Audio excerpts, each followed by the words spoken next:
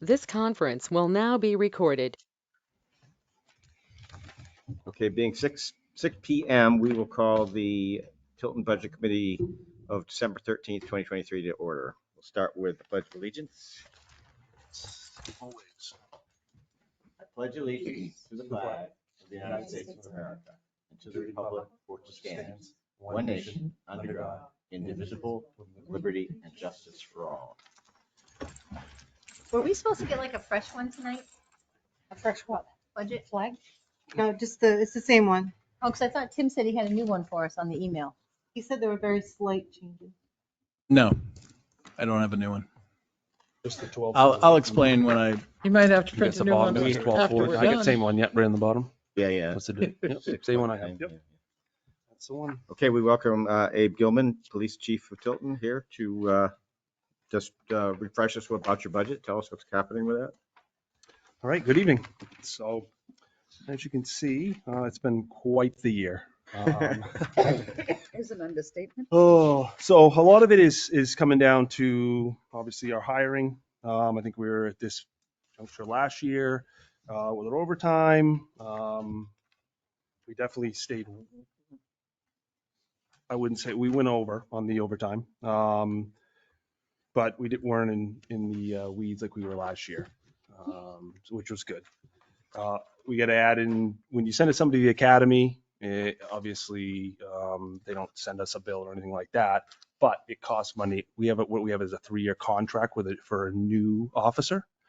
And with that contract, if they break contract, then we go after them for the money. Okay. And we come up with, Tim puts that all together. Do you guys actually do that though? Yes. If we have to, we haven't got to that point, and that's hopefully, because I kind of know how the contracts go. I mean, Well, we got challenged in Thornton exactly. and the court held it up. Yeah.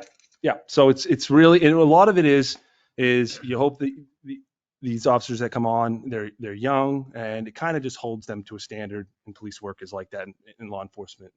And so when they sign a contract, it just says obviously that they're going to stay for 3 years, and if they do not, then this is the money. And obviously Well, you it paid gets for to their court. training. And you get the training. So when you go to the academy, you would be at the academy. It would be a 40-hour week, but it's not. And we would stay overnight. You would do more than 40 hours, but that's just how it is.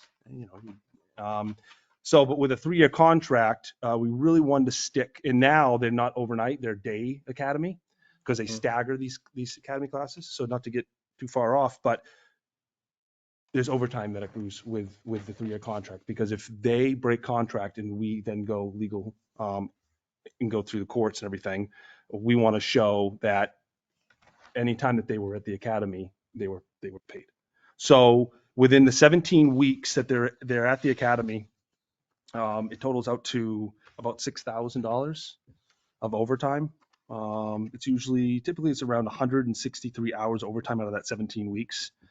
Comes out to about 2 hours a day roughly. And so you have to factor that in. So we had 2 last year that went to the academy. One was just getting out in December, so it was just when I was coming to present.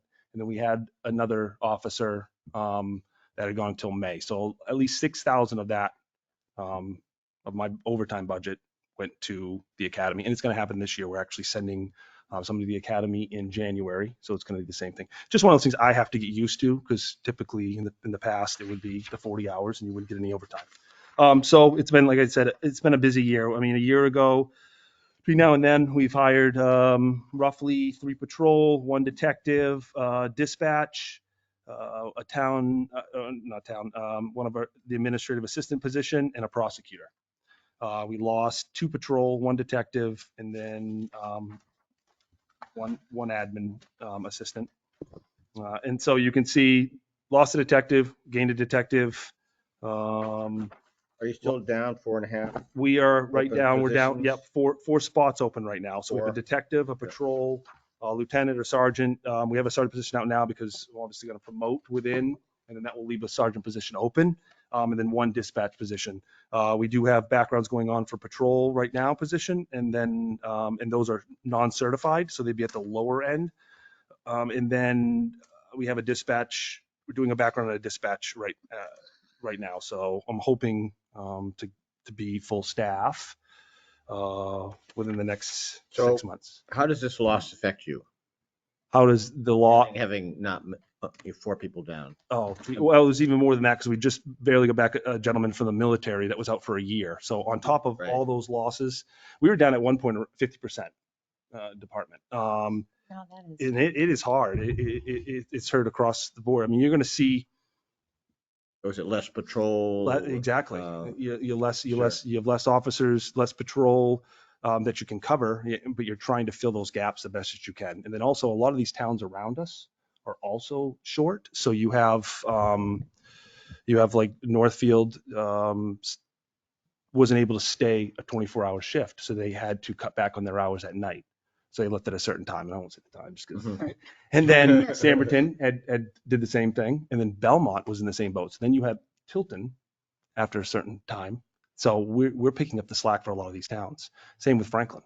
Franklin's down. So it's hurt across the board. We're just trying to. Huh? Yeah. So we're just trying to get back up. We actually did. You've probably seen Facebook. We just hired a new SRO and a new patrol officer. She'll be going to the academy in January. So that's the big thing is staffing and just trying to get. We're trying to burn through a lot of overtime in that time period. So. Do you think you go over the 50,000 again in overtime this year? I mean, I was doing good until we lost 2 officers in November. And when we lost those 2 officers in November, that's what really, so we were tracking right there. So I feel confident that we won't go over that. Okay. I really do. I mean, like your electricity costs have gone down. Is that because you're finally like in your 3rd year in the building? So And we've you're starting to get a handle on. fine tuning and being able to figure that all out. Yep, that's correct. And a lot of that goes with when you don't have people in the PD, you have a lower staff. A lot of the lights get shut off and they're not running all the time. So that probably helps. But I would say the PD's pretty efficient with all the things that they put into the LED, the lighting, the timers on some of the lights. I've tried to, move all the sensors so when you walk by the room, they don't turn on for no reason. So we're trying to just, and other things you'll find out as you're in the building long enough.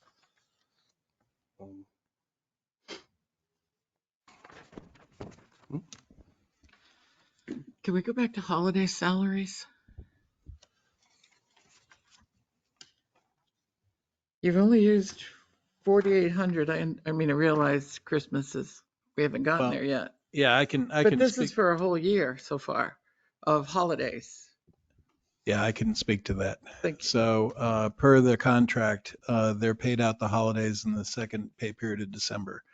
So you'll see that. So they get 11 holidays during the year. So the only reason why you see some holiday pay in there is for when officers left during the year. Okay. They had to be paid out those holidays that they worked. Looks like a Christmas Do they present. save them all up? It is. Wow. Yeah, we save them till that second week in December, so you get one check. And I think that works for people that obviously we're all buying gifts and Christmas time's coming around, so it's really worked out well. Well, and I guess we won't be cutting that. Then there's radio communications is down quite a bit. I mean, 1250, you didn't have a lot in there anyways, but is that just you didn't have any issues with that? Or? Well, we were able to get a grant. Jeannie and Tim helped to get the grant for brand new portable radios. And really, they helped with a lot of money. I think it was like the first year that we were in the police department with beefing up some of the repeaters in some areas. Now we have a tower. One of our repeaters is actually over on Shed Road in Northfield, and we've kind of are at the point where it's working the way it should work right now. And we're able to, I think the first year it was hard. It was a new building, getting new radios, portables, and then trying to figure out what was going on with our new tower, our police department, and everything else. So yeah, that's why that's a lot of it you're going to see is just being in the police department for a couple of years now and being able to kind of figure things out. Great. So that helps. Yeah. New uniforms, things like that. You're going to see those are low because obviously we're not up to staff. So I have changed the uniforms a little bit, so the shirts are a little bit cheaper. We don't go all the way down to Neptune's, which is in Massachusetts. We now go to in Manchester, East Coast Outfitters on the backside of the airport in Manchester. So that helps to get somewhere local, and they actually do everything. So it's like these shirts here where you get all the embroidery, all this is done, all one-stop shop with the shirt. So you don't have to buy all the silver pins, you're losing the backs on them. It's a little bit easier, and it's cost effective. So that helps. And weapons expenses down, decide you don't need guns anymore? Yeah. Gave that up. No, last year the town was nice enough. We actually we traded in our SIGs, and we ended up going with Glocks with RDS, which is the red dot sights on those. We took delivery on those this year, and those are great. So we had some money that we used with that. We sold the old guns and gave them back and got a price on those. Yeah, and that, if I could just add, the money that was budgeted for 2023 included an encumbrance from 2022 for those weapons purchase. Okay. So that's why you see the big reduction. Nice.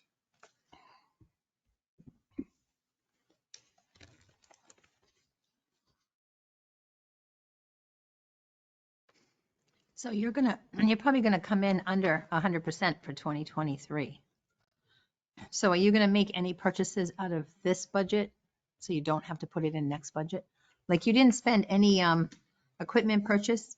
You only spent $441 out of 4,000? I mean, legal expense you have to keep because you just never know. But I mean, equipment purchases, I mean, is there something that you can purchase this year so you don't have to keep 4,000 in it for next year? I mean, the only thing I would probably look into, I would like to, is obviously the Tahoes are big vehicles, and we don't have boxes in the back of those vehicles. What we have are like almost like totes. And so they slide around. And what happens, a lot of the equipment gets worn down just by driving. And so a lot of your bags and a lot of other things, but they, you know, to add that when you first buy those vehicles, they're a little pricey. But in the long run, it keeps everything organized in their drawer system where you open up the back and you pull it out. That would be something I would talk about. But Tim and I have kind of gone, there's not anything that's major that I need to. I did with some of the money that we had for uniform stuff. There was a lot of, I don't think we bought winter jackets and since I came over in 2013. I think we bought the last round of winter jackets. It was in 2010. So I've been trying to get up to par with some of those, buying some a little at a time. Well, I'm just thinking you've got $3,500 you haven't spent. Yeah. But also it's like weapons expense. You've spent very little of that, 15,000. So why not purchase? That has been spent. You just don't see it yet. We just paid for the balance of the weapons.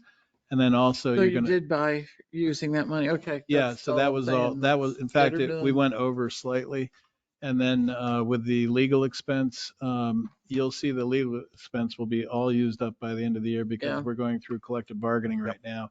We just haven't seen the invoices yet from the attorneys for that. Anything under equipment that's not on here? I'd have to look.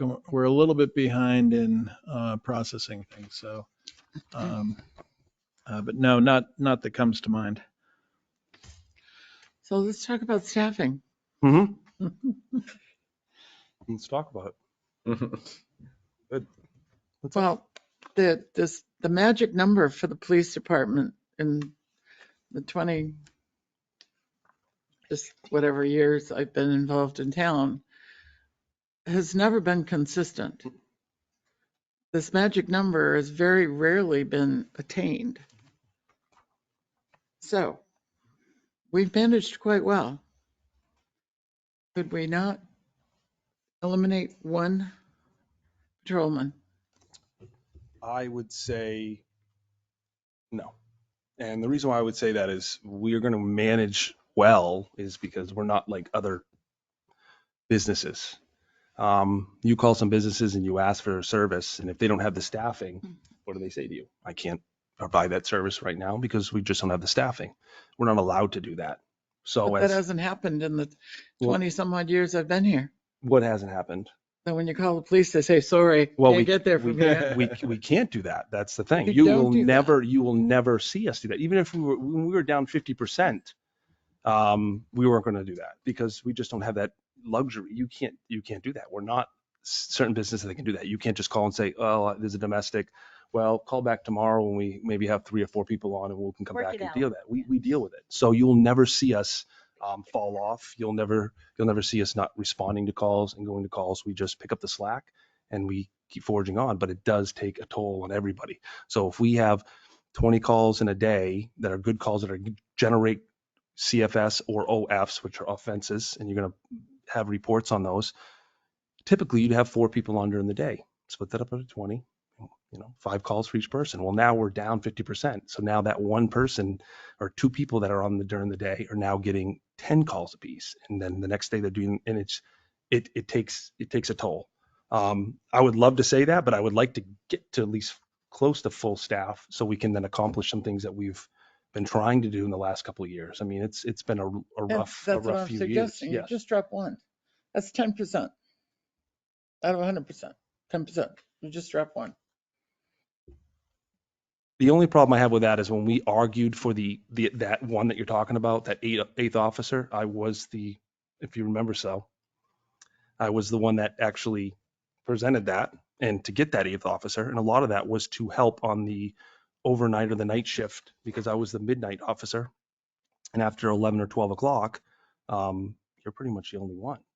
And I mean, that's a little scary if you think you cover from the Town Line Plaza all the way to Mosquito Bridge. That's 11 miles. It's 11 miles. And then also you have, like I just said, all these other agencies that are down and we're having to at least try to cover for them.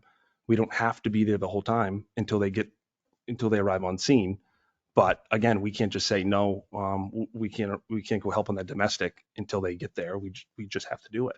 So it would be nice to be able to get to staff and see where we're at when we get there. I would say it would be premature right now to say, let's just cut that position and not even get to where we need to. There's so many officers that have been there in the last 2 or 3 years that have been waiting to get to that so that they can do things and we can, bring back the Police Explorer program and all these things that we used to do that we haven't been able to do because we have to, push those aside because we're short. And But we have taxpayers that have to pay for this budget. Mhm. I'm telling you, they can't afford it. I know. And next year, when we're revalued, there's going to be people losing their homes, I'll bet. I mean, it's tight. It's tough out there. And I think that dropping one isn't going to hurt. I mean, like I said, in the 20 some odd years, I can only think of a couple of years that we've gotten there and then lost it within the year. We've never maintained that magic number, those 8 patrolmen. We've never maintained that. Well, that was, we got that 8th officer. It was in 2019 or 2020. End of 2021 to 2022 was when everybody left. So we've been down since we moved in the PD in March of 21. We have been down at least between 4 to 6 officers. I know that's an oxymoron. You move into a new building And everybody's gone. So we've just been they were playing. happy with the crowded camp. I mean, you want to take one away, but you got to remember we had a chief, a captain, a lieutenant, and 3 sergeants. I am a chief and 2 sergeants. How much do you pay for a chief, a captain, a lieutenant, and 3 sergeants? How much you pay for the lowest patrol on, an officer? The officers are the worker ants. They're the blood for the motor. I mean, the blood for the oil for the motor. They're what keeps it going. They're the grunts of the worker. We can't pull off of that. So the admin, including myself, working almost triple time just to try to keep things off of patrol and to take that patrol away or that one spot away. It might seem minute to you but I think that's what the community would want is they want the officers out there. You want to be able to see cruisers and people. They haven't been out there is what I'm saying. They haven't been there to be out there. And we've done fine. Well, I shouldn't say we. The department has done fine without it. So it is hard for me to understand why we have to retain that magic number. Well, I can bring That, like I stats. said, we've never maintained. Yeah. And, you know, I salute the chiefs. It's worked. They've made it work. You've had the worst with 50% and you're making it work.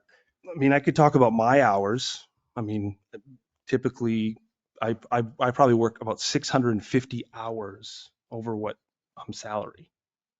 I mean, but you got to make it work. Well, right, but the department's in an unusual situation and you've done a great job in getting new recruits. Yeah. I mean, if And, you'd like to see stats, I mean, I don't think we want to get back to where we were with the stats and to where I feel like we're being more proactive where we were, and it's not not with the reactive. numbers you're talking about, What's that? the 8 officers. Mhm. Well, those are the stats that I'd like to show you in those years to compare to what But we are those now. years are very few. Oh, yeah. I mean, if you're just talking about that one with the 8 officer, yeah, but even if I could show you that the stats in just that 1 year, I would just have to show you the numbers and you would just, your probably jaw would drop at what you see. Because you see us out there, think things are going good. They are going good. And I don't want to say that but there's a lot of things that I think we could do better. And I think the stats show that with arrest, with the citations, with how many motor vehicle stops that are going on. I mean, those are the things that stand out to me. And Tilton is busy. Tilton is Yes, I know really that, and busy. I've seen those And over I the feel like years. the And some we are extremely busy. Yeah. But we're also stopping traffic violators on Route 3, prosecuting them, taking to court, and the state gets the fine.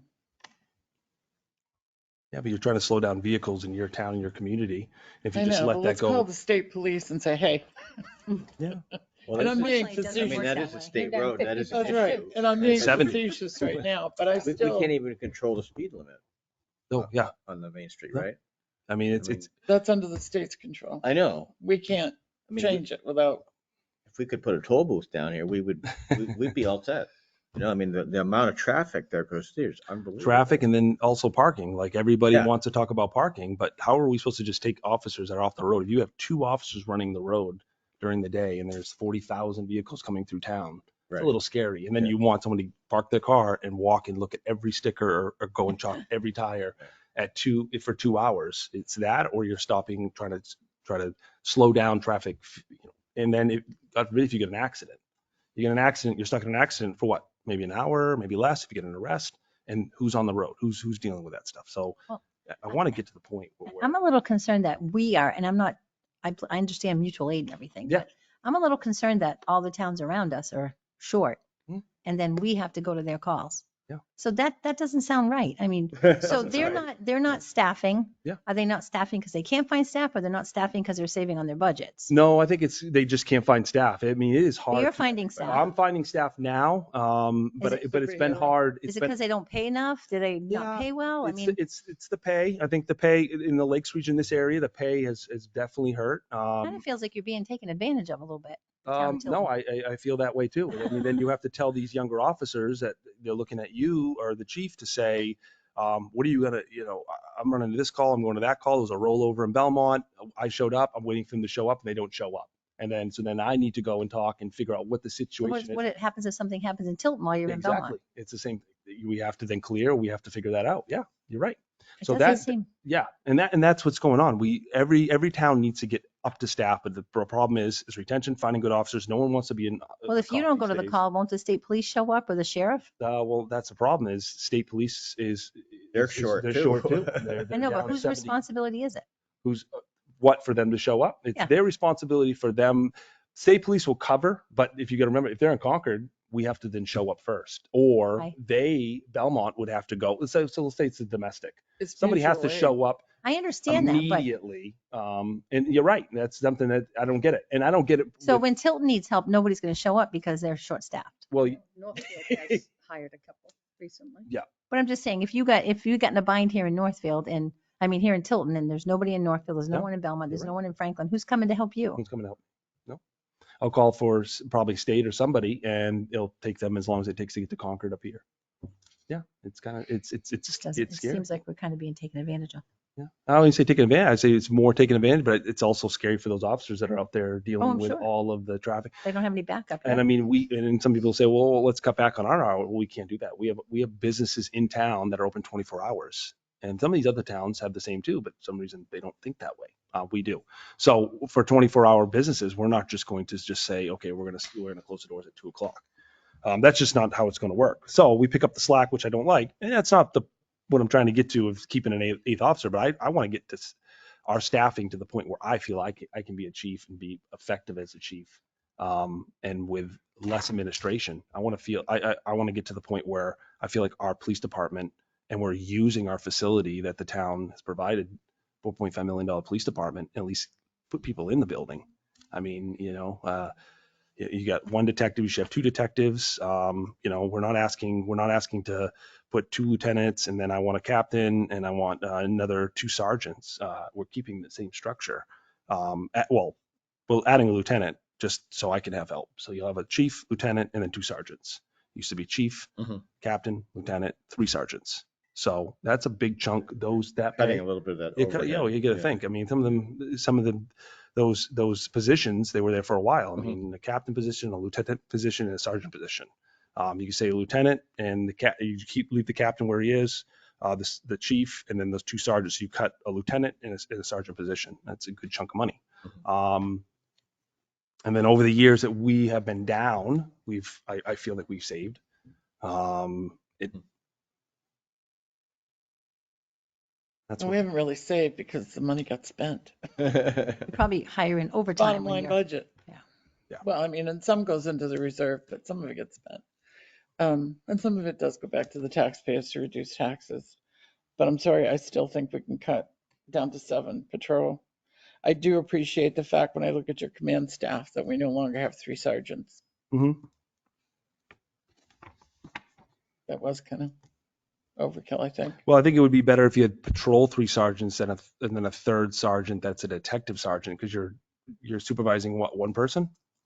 A patrol sergeant, now it's liability wise, failure to supervise. You want to have a supervisor supervising, because we are 24 hours. So if your last supervisor leaves at midnight, well, then you don't have anybody supervising, and from midnight until that sergeant gets on the next day. Well, you can then say, okay, well, lieutenant's going to come on, or the chief's going to be there in the morning. That's fine, and we can make that work. But if you ever going to use a sergeant and have that's where you should have it. That's where it should have been. Is a third Exactly. sergeant for a road sergeant as a patrol, not for a detective sergeant. I don't think there's a need for someone to be doing I this. have a question for you. So the sergeants they come from the patrolmen. The patrolmen become sergeants. Those are Typically, qualified. yes. Yep. So, and then that makes them a supervisor of the patrolmen. Do they get special training to become a supervisor? Yeah, we go to, I know that the sergeants there, they've gone to FBI LEDA. I know I did that. It's a trilogy. You go to supervisor classes, executive classes, things like that, command classes to help Are they you. required Are they required to go to those? They're not required. to be a supervisor? No, Is they're it not required to go, but I mean, it would be, for a manager, I think it would be beneficial for you to send somebody to have those classes and have those qualifications. So it Doesn't helps make you. any sense to me then that if a patrolman is elevated to sergeant, now he's a supervisor, and they don't have to have any special training. Why even have them? Oh, geez, I could be here all day and I could bring all kinds of Okay, stuff. but a patrolman has the same training as the supervisor if he doesn't get the extra training. No, that's definitely not it. You have to have the qualifications, and for me, I strongly believe that you should be an FTO, which is a field training officer, before you even become a sergeant. So not everybody in our department is a field training officer. So field training officers, you take a new recruit. So when you're a brand new officer, even 10 years on or whatever, and you're by yourself, you are controlling yourself. You're driving, you're going to patrol, and you control yourself. When you become an FTO, now you have that new officer that you are field training. You have them in the car, and they are the first ones. You're with them when they're driving the car for the first time. So that's a scary moment too, by the way. So you're having them drive an active scene. You're having they're fresh carrying a gun. So you are training them just like a sergeant was. So then you would have that one person that you're training, and then you're being a field training officer for. And then what happens is, I think that you should do that for at least 5 years, and then you would put in for sergeant. And then now you supervise 7, 8 officers, depending. And that's great, because then that starts that process where it's just you, like I said, then you're a field training officer. You're the one that looks at their reports before they send them to the sergeant. The sergeants correct the reports, make sure everything that goes to court is good before it goes to the prosecutor. You're there to make those decisions when the liability, vicarious liability, anything like that that's going on, the sergeant gets that call. All of our policies and things go through the sergeant. Not everybody is built to be from a patrol officer to a supervisor. How do they learn those supervisor duties? How do they learn them? Yeah. It just takes time being on the road, and through those, you kind of stand out maybe. You take the initiative, and a lot of that is, okay, you want to be a field training officer, you would go to field training school, which is a week-to-week class, and then putting them with another, and that's why I like that, because now you can see how well they do with somebody. Isn't You know there what a I mean? requirement when they come out of the academy, they have to be with somebody for so long? Yes, so that's what it is. So How long so is when that? you start, it's 12 weeks. 12 weeks. So you go to the academy for 17 weeks, but you have to be field trained for 12 weeks on top of that. When you come out? And that you can fail. So every day that FTO does a DOR, which is a daily observation log. They go through, and every day they log how they do. They fill out the reports, they correct the reports, they're there beside them when they go to a call. But for the first couple of weeks when they start that, you as an FTO, you're going to the call, and then you say the trainee is like watching and taking notes, and you're just going from A to Z, everything. And then eventually it's like, all right, well, now here's the keys to the car. After you've already shown them how to drive, gone through all kinds of checks and things, And then you watch. and then you watch. But now you're in the passenger seat, you have no control of that car, and they're driving to emergency calls. It's a scary situation. But as a manager and as a supervisor, as a lieutenant, looking for the next sergeant or the next supervisor to move up, you're going to be looking for those qualifications. How do they do with that FTO? Is that something they want to do? Not everybody you can walk up and say, hey, you want to be the next sergeant? It's just not how that works. You have to, there's a lot of people that just don't want that liability, don't want that position, don't want to take on that responsibility. So yeah. So, and there's a lot more that goes with sergeants than just, from the outside looking in. There's a lot of it is just correcting reports and making sure those are good. Sure. And it takes a lot, because you're putting your name on those, correcting everything, sending them back, making sure they have all the elements of the crime. It's a lot of work. So, and especially when you run a department where right now it's just me and it's 2 sergeants, I put a lot on the sergeants right now on top of their daily duties. And But you do, every position has a checklist which they have to follow. So, I mean, that's. And right now I'm bleeding a lot of the lieutenant job a lieutenant or a captain would do to the sergeants, which isn't right on them, but we all work together. So I delegate those to them. But on top of that, they are then picking up the slack and doing all the things with patrol and overseeing patrol. And that's usually how it goes. So. Great.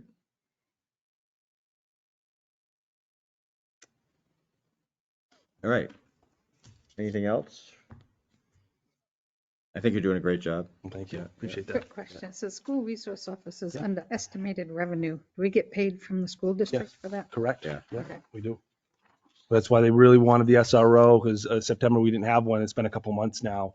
So luckily he's ready to go. Been with the FTO for 3 weeks now. And Peter came from Ashland. He's great. He's a new SRO, went to Winnisquam. Mom used to work at the police department and EMS, Ann. Great family and everything. And he's with a new officer, 12 weeks, with an officer that's already been certified. Usually we'll do like 3 to 4 weeks, depending on how well their FTO process was, how long they've He's already been on the certified? job. He's already certified. Nice. Yep, he's at 3 years on, so that already comes. So about 3 weeks with him, and then he will be off to the school next week. So the school will be really happy to get somebody in the school, because on top of all those duties, now that we didn't have SRO, that has been open. So now the officers in the morning would have to go over to the school at 7:30 or 7 o'clock to get the buses in, out, make sure traffic, everything's good there. On top of that's usually an SRO's job. And around 2:15 or so, we mandate our officers to then, wherever they are, they go to this side of town and do, directed patrol, do the school zone, and then also get the buses out in that area. on top of taking calls and trying to go everywhere else when traffic is crazy. So that is huge to get an SRO filled. That's like their island. They take care of everything that goes on there, and it helps the patrol officer during the day that we're short to be able to do the things that they need to do in the calls that they need to go to. So yeah, I mean, it's been a rough year. It's been a rough couple of years, but I didn't expect it to be easy. I think I've gone through a lot where maybe some chiefs haven't had to deal with. So it's really, Does the school resource officer work in patrol like during Christmas break? correct. I mean, I know they do in the summer when school's out. But Yeah, during so- the, like spring vacation and. Yep. So during the summertime, during any kind of holidays, anything like that, they have winter break. So he'll actually go to the school next week. He'll only spend 1 week in the school, and then they go on Christmas break. He will then be on a different schedule, not Monday through Friday. We'll be helping to fill in some of those gaps on the weekends and things like that. And we'll be back at the school once they start back up. So we use them. So that's why it's like an SRO/patrol officer position. That's why you put it there. It's kind of like something that I can Kind of a floater, change it up. wherever you Yeah. need him if he's not in the school. Yeah. And Tim, this next question might kind of be for you. Can we cut electricity safely down to 20,000? I don't know what was used last year. And I don't know what deal you Well, get we- great deals for our electricity, Well, I'll tell you that. we so. have an outstanding deal that Not we surprised. we There's a signed up magician. about 18 months ago. We have 8.2 cents per kilowatt hour. So other places are, locking in right now at 13 cents, things of that sort. So, and we have I believe it was a 6-year lock. So we are covered for some time because those things don't seem to Nicely done. go So we down. can, But can we cut it? I'm looking. We only use 16. Yeah, I would think so. Just keep in mind that you're missing, December. you're missing more than December. I think November's bill would have been coming in the beginning of December, and then we'll have, so I would say it could be reduced to 20,000. 20,000? Yep. We spent 15,000, And in 21, we spent 894. right? 894 divided by 12 is 1324 a month. I'll So make a that's- motion to drop electricity line 4210.400 to 20,000. That's still 1,600 a month. 1,666. Yeah. I second it. Second, any other discussion? Oops. All those in favor, say aye. Aye. Aye, opposed? Good. All right.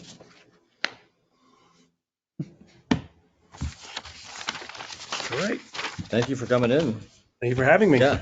And also next time we see each other, we have a meeting and stuff, I'll have some more hirees, some new officers, and we'll get back up to staff and we'll have this discussion again. Yeah. Oh, this discussion's not done. No, I know it's You not. know it's not. It happens every year. I know. It's all good. Yeah, It's a dance. it is. It is. But I do want to say you have done an amazing job Thank you. Appreciate with it. what you've had to deal with. So it's nice being a local guy. I mean, that makes a lot difference to everybody. Yeah. You know, I mean, you just can relate to the local area. Yeah. You know, that's, Born and raised. yeah, right. My offer is still there. Park in my driveway anytime. Oh, yeah. You'd be surprised at the way those people come around that corner on 2 wheels. I'm telling you. Oh, no, yeah. Especially walking up Winter Street with the kids going to school and stuff. They come around that corner flying. Well, You Main could hide Street- out pretty good right there. They wouldn't see you past the bush until they got in front of you. Just saying, anytime. Nope, Back I'm gonna right send in. that, actually put that as a direct patrol right now. I mean, anytime. Back right in there. Just wait for them. We'll put it on the bowl. We actually just. I put know in- it's a state road, so you're not going to get the revenue, but No, but I mean. at least it'll be safe for the But kids you got to walking. make it safe for people. Exactly. The people fly around that You've got corner. to make it safe. in They my- used to park in my hayfield. They did And just in the past morning, it's pine tree. extremely busy with people going to school and kids walking, and it's dangerous. It is. Just don't stop the red Mazda that says, "Oh, behave." on the Oh, list." okay. They're pulling out of my driveway on a weekend. Oh, your driveway would you're- be awful, yeah. the crest of the hill. Oh, no. Nobody goes 45 on that road. No. Nobody know. except for me. I'm just saying it's an option And I if you ever do it want to do just it. to And be with mean. mostly those times are probably when school in and out, probably around those times, right? Around that Oh, it's crazy. It's 2:15, crazy is all times of the day. It's, people come flying around that corner. I've been out weeding my garden and actually I stood up because I thought I was going to get hit when they come around that corner. It's crazy. It is amazing how fast they go through there Oh, my God. because it's not straight and there's a Right. hill. Yeah, they fly up It over makes it. no sense.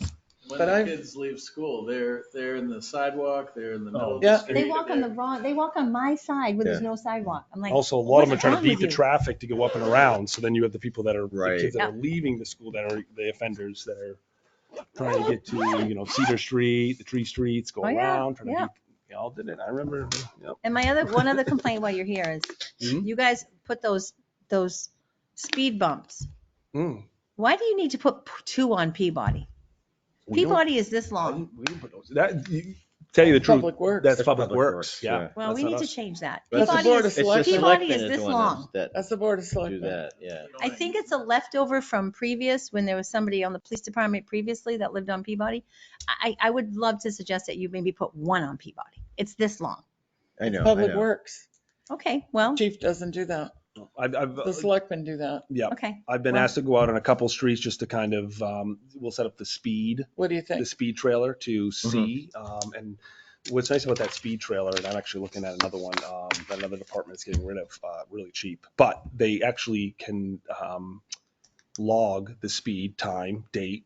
So when someone says, hey, I have some speeders, we can put that speed trailer out there. Even though it just flashes the number, says slow down, but he's like, oh yeah, what was that doing? Well, it actually gives us something. It gives you us some history, yeah. It gives us history, so then I can pull that and say, "Oh wow, they I are would right. just This think speed," that- and then we can put the officers out there at those Mhm. times. I would just think with the number of speed bumps you have, it might be more beneficial to put Other 1 places, somewhere yeah. else. Well- Spread the joy of going over those. If it was up to the chiefs, they probably would be. And it should be, if you think about it, a Well, speed bump. The I don't know selectmen, anything Mr. about Chief, as a traffic taxpayer, I'm control. suggesting you spread should the be up wealth with to those. the Please. Okay. I don't don't know, need we 2 have of 'em. 2, one on Chestnut Street and one. I mean, you're already going uh, slow up that road because Daniel it's this Drive. wide. Academy has There's one, or it some used to. spots definitely that would probably need them. Over by But it Cedar should Street, be that's because great. people Over are- there, it's a great place for It it. should But be Getting determined. around You know, the school and coming up it's going to be a better around, place to Yeah. put the third one. they're going so fast that they're. Oh, is that what they were doing? I think that's why they They're put gonna go to those. sleep if you keep talking about It speed should be up bumps. to the chief. Okay, Tim wants to come play. Yeah, yeah, He yeah. has the All right, knowledge. Tim. You're up, Tim. You wanted to play, I come have one play. question I gotta ask the chief before he leaves. Don't forget me. Okay, good. Uh, Bob asked me to get that information from Parks and I forgot all week. We're going For to the a parks electrician. agenda. What I happened? mean, He wanted me to get Oh, from Abe. that- right, right. Not Josh Carter. No, he wanted to be able to have a couple of estimates. Oh, I see. And then yeah. Chief Newsom. Right. Hey, when is Dependable. the sewer commission people coming in? Nobody answered my email. I saw that tonight when I came in. When I asked Johanna about the sewer budget, they said they wouldn't release it until they approve it and that their meeting is this month. So it's next week, I think. So hopefully we'll have it They're for the not going next to meeting. release it We until it's don't really approved? need All to right, well, that see explains them. I would mean, like to see it. We need to see the budget. We don't need to see them. No, I just want to see the budget. Right, So yeah, funded. we'll get that. Yeah. Well, Okay. you should see them. They're like any other. Yeah, they should. We should treat them the Agencies same. If you're gonna have questions on their We budget. made Lockmere come in. Right. Yeah, they should come in. Let's make them come in. Who's them? I'll come. Sewer. Sewer commission. Sewer commission? You sit They're there and be tough. quiet too. Oh, my Right. No, God. but they should come in. We want Hi, to see, Tim. we want to see Hi. Pete's smiling face. Easy on Tim, okay? Tim is easy. Tim's easy. That's what we So- heard anyway. Yeah. No, Tim's tired is what Tim is. Yeah. Talk fast. So in any case, yeah, don't worry. So I'll take you through the other components of the budget. Thank And you. and I will have an updated budget for you.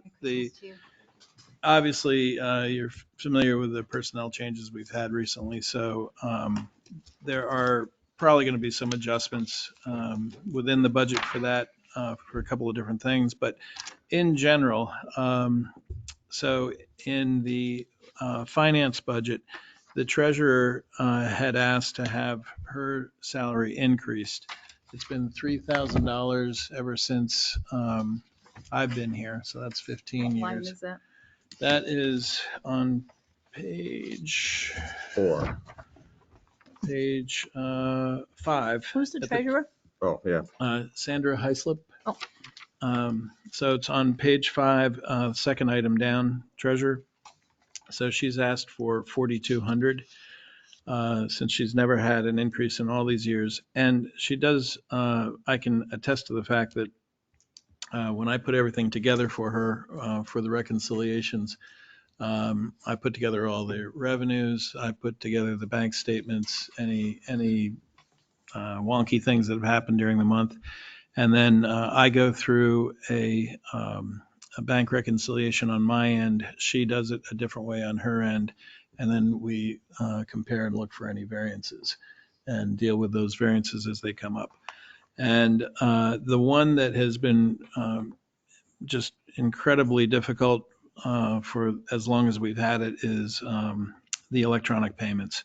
So the electronic payments that are good for citizens, they can use their credit cards. We offer all kinds of different tender types in the credit cards, but the way the credit card processors transact things, it makes it very challenging to have an easy bank reconciliation for those.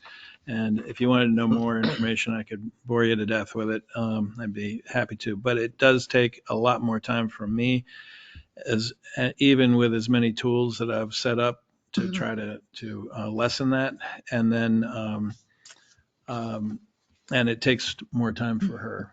So I've tried to encourage the town clerk tax collector's office to implement some things that would help on the back end, because right now they treat their electronic deposits differently than they do anything else. So, when you go to a bank with a deposit and you've got cash and checks, you get a receipt.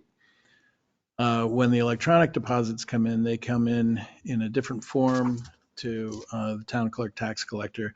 They process them as deposits, but there's no tie-in between the money that's hit the bank and the notice that they receive from the credit card processor or from Avatar as it's pulled down. So the challenge is hardly ever do any of these things match up one for one. So one of their deposits here could be split over 3 different bank deposits, could be split over a week or two in those bank deposits.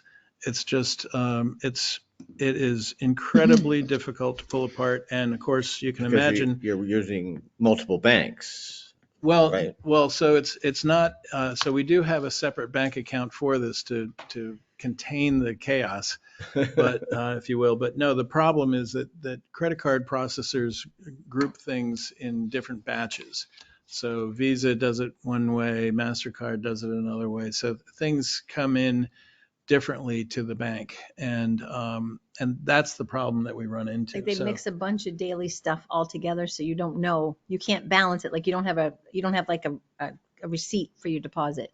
It could come in 3 different batches, and then you have to try to figure out which ones they're talking about. And what I've tried to do is I know I have credit cards. Well, and I've made the case to the town clerk, tax collector, that, you go to the bank, you get a receipt, and they have view access to this bank account. And I've said, you should do the same thing. You are the ones that know best which deposits you did that day are going to match up to which of these deposits. If you can't figure out, it's going to be 10 times harder for me to figure out, and 10 times harder for the treasurer to figure out. So we haven't gotten there yet because this is the way they've always done it. And but to me, it's tantamount to going to the bank, giving them the money, and then driving back to the office without a receipt, because How do other it has towns to do match it? up. It's problematic. It's really catch as catch can. I can tell you, our auditor deals with a number of towns that no one's got a lock on how to handle it. It really depends on what the quantity of transactions are. We have greater and greater credit card and electronic transactions, and it's great in terms of not losing anything, but this one aspect of it has from the start been problematic. Does each transaction get in a transaction number? And does that number show up on the deposit? No. Well, that would be easier. See, I would be a don't lot understand easier. because, when we do credit cards, you get a statement that shows every transaction, and then they take their 30 different charges out of it, and you have, so basically you're going to be losing 3% or something. Right. How is it different? I mean, you must be talking about an electronic transaction, It's the which is program not coming in dealing that's with different. credit cards. Well, so Fairly simple. So when someone registers their car online, they're using software that's set up by Avatar to process that transaction. And then there's a credit card processing portion of it, that kind of the back end, if you will, so that when you go through the front end of it and you're putting in your information, it's actually sending that information to the credit card, back end piece. And then that's going out to Visa or MasterCard or whomever. And then it comes back in as, this is the amount of money on that deposit. So a deposit ticket for the town clerk tax collector could show, there's Bill Lawrence and his registration, and there's Tim Pearson and his registration, and so on and so forth. But when it actually hits the bank from the credit card processor, it won't look anything like that. It'll be, certain amount of money here, certain amount of money there. Sometimes it matches up, but that's really it's not the norm. So Like a puzzle. what I'm trying to say, weird. what I'm trying to say is, program It sounds they're like there's using. an in-between. It's not just a quick swipe like you do. You do a It's sort of like the transaction. health That's insurance that's a industry program. that you put in between your health and that. And they said, well, we're going to screw everything up by doing it this way. well, It sounds like Avatar does that. and really what I'm trying to get to, what I'm trying to get to is Yeah, right. this is one of the reasons why she's Time-consuming. asked for an increase. Okay. And she said, I haven't asked for anything. And I think she's been the treasurer since 2000. Did you also go from 3,000 to 42? Correct. Can we Yep. take that out of economic development beautification I money? think you already did. We did reduce it, but we could reduce it more. I mean, after all, It is an important, flags, flowers, holiday decorations. so Right. on the, What did we reduce? you reduce that to 3,500. So let's reduce The it. economic development was reduced to 3,500? Yeah, What page is that? that was page 6, fourth from the bottom. It So was, we need to find $1,200. So we can make it 2,300. Okay. okay. I can reflect that. Is that a consensus? Tell me again what you're doing. Reducing economic development beautification money, flags, flowers, holiday decorations to $2,300. And I'm putting it up in treasurer. Taking that 1,200 off to 35. Right. Okay. What would that mean for that line item, the economic development line item? Well, Less flowers? They're bulbs, aren't they? I don't well, know. there They are, have, We already have the flags and the holiday decorations. I assume we use them over and over. oftentimes We the have a lot flags of have to be holiday replaced. decorations. We do have to buy flags every year. We buy new flags every year. Well, not all new, but we have to replace a lot They of do flags. break and the wind blows, Yep. breaks them and stuff. So. there's a lot of public works time involved in that. Mm-hmm. Right, they have to put them up. So in any case, so getting back to some of the main changes. So I was just kind of going through in the front. I don't know if we Sure. got a consensus for that. Yeah, Move. so we move to change the economic development to 2,300. Sure. Is there a second? 1 second. Any other discussion? All in favor? Aye. Aye, okay. Does So that mean that you're willing To to? be clear, Bill, did you make that motion? I made the motion. Okay, yeah. just Oh, I making sure. thought Catherine did. So- No, I just suggested it. Yeah. Billy made it official. So And Catherine, then I'll make a motion Oh, to thank you. increase the treasurer's line to 4,200. Second. Any discussion? Favor, say aye. Aye. Opposed? I'd rather Right, see that got it. money okay. spent on Yeah, people. sure. So let's see. So within the admin budget, one thing that's been adjusted, I did reduce the the department request for the town administrator's salary to match last year's budgeted salary. That was brought down considerably. It was about it would have been 110 for 2024, so we brought that down. Of course, that's a position that's open, and the board will be interviewing for those positions, for that position and the Director of Public Works at some point. I would think in the first quarter. Got a typical starting salary, 99 for? Right around 100,000, yeah. So what are we doing for the town administrator? Right now it's at 99,840. Well, it would have, Jeannie was leaving at a 110 salary. So this was brought down to, be level with the 23 budget. So that was me making that adjustment. Okay. So what are you doing about the road director's position? I haven't gotten there yet. Are you working your way there? Yeah, he's Sort of. He's getting there. Yeah, sort of. So in any case, and there have been some other personnel changes within the administration. So we had lost one full-time person that had a great deal of experience and was replaced essentially by a full-time and a part-time person, divvying up different aspects of that job. And some of those responsibilities of the full-time person were to be picking up some additional duties that needed to be done within the office. So, in any event, going down through here,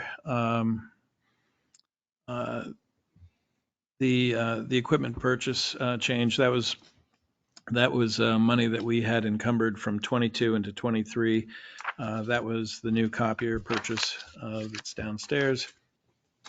And then you'll notice in any of the election lines, so moderator was increased.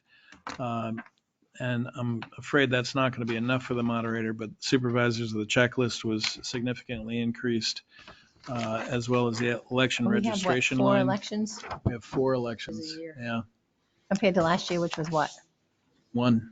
Right. Yeah. And then we'll know by town meeting, hopefully, whether we have to do anything with purchase a new machine or set aside money for a new machine. But I was talking to Helen the other night, the moderator, and she said we may be fine. So it all depends on what. What do those usually run?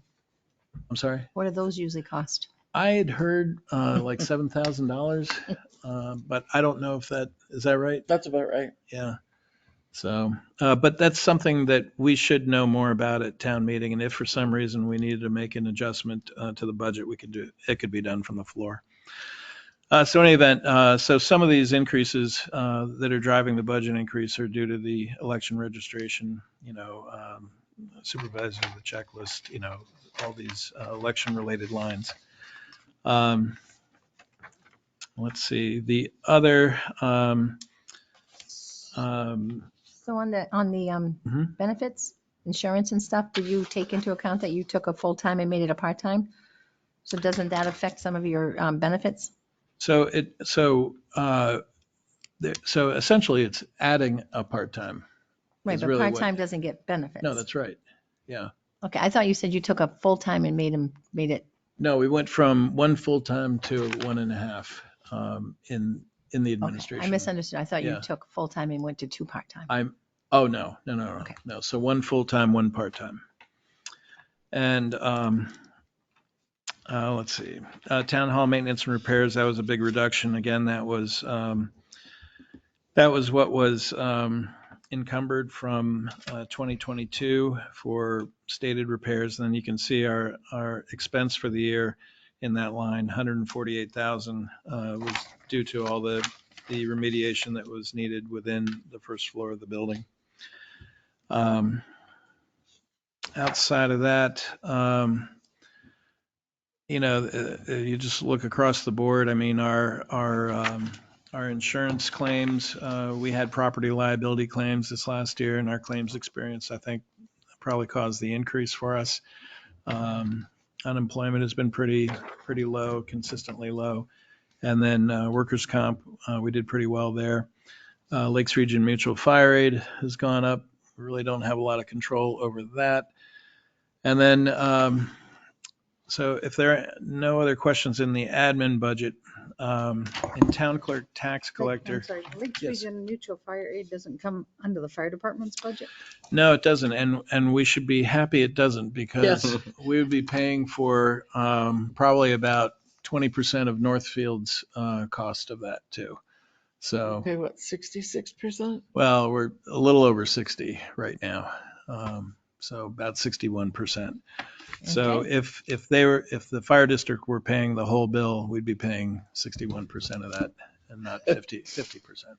So, and there was a move afoot last year to have the fire district pay for it, and that failed. I'm not sure where, maybe the commissioners, the fire commissioners, I'm not sure.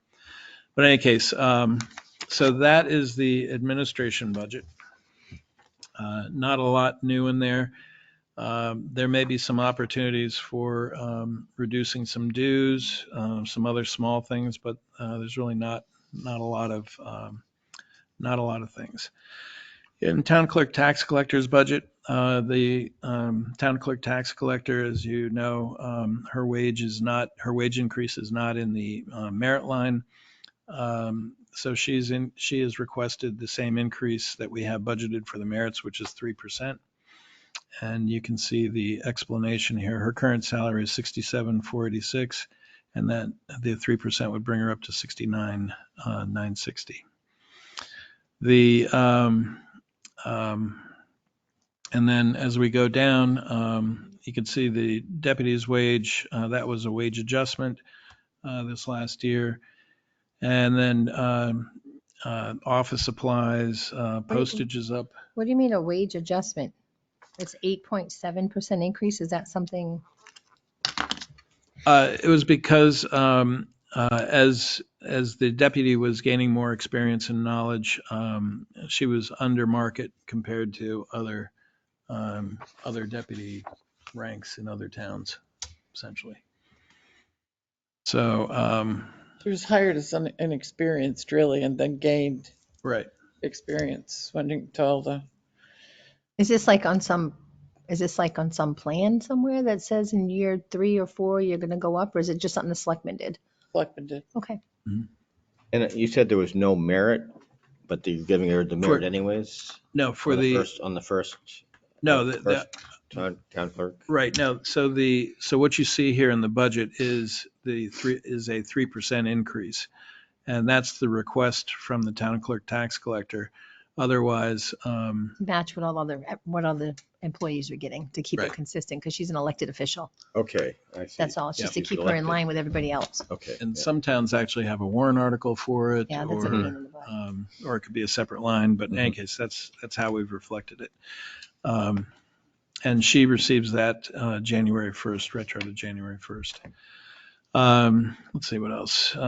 Postage is up considerably. They're also doing a lot more certifieds, absentee ballots, a lot. There'll be a lot more of absentee mailing. ballots with 4 elections. Absolutely. So that was a lot of that increase. Conferences and dues. She's making sure that the deputy is getting to all the important conferences. I think there's one large one that that the deputy wasn't able to do this year because we were in the process of the move up here during the summer, and so I think that's the majority of that conference amount. Government reimbursements, those are completely paid for by revenues, so that's a pass through. The election preparation, you can see this was significantly increased by 3.5 times. And we are at the mercy of AccuVote for the coding of these things, of the machine. We have to pay what they charge. It did require some maintenance this year. They had to come out, and they're the only game in town. So you can imagine. Let's go back to manual counting. Yeah, no. I've You done could. that. I did that for years. Northfield counts Yeah. more than we do, and they do it manually, but Yeah. I don't think anybody has any desire to do that. But that is always an option. And then the deed research. This has really come down significantly. I mean, about 10 years ago, this was probably about a $6,000 line. So not only is the town clerk tax collector very efficient at what they do, but also the companies that they've chosen over the years have really been much more efficient in doing the work. So in any event, so that is the town clerk tax collector's line. In finance, I had reduced the budget somewhat to reflect the fact that the halftime position that we discussed in the admin budget now incorporates the duties for the budget committee minutes and secretarial work. So that's now in the administration budget in a salary line for support staff. Okay. So that's why that's reduced. Budget committee expense, this would be for your binders and if you wanted to attend a class or some sort of thing. The audit is the same. The actuarial services have actually increased slightly, but we're on a 2-year, so it's actually going to be a little bit more than that 18,000. But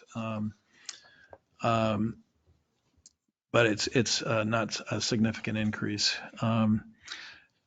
Let's see, did I just lose my page? Here we go. Where am I here? Here we are. And then there's my salary.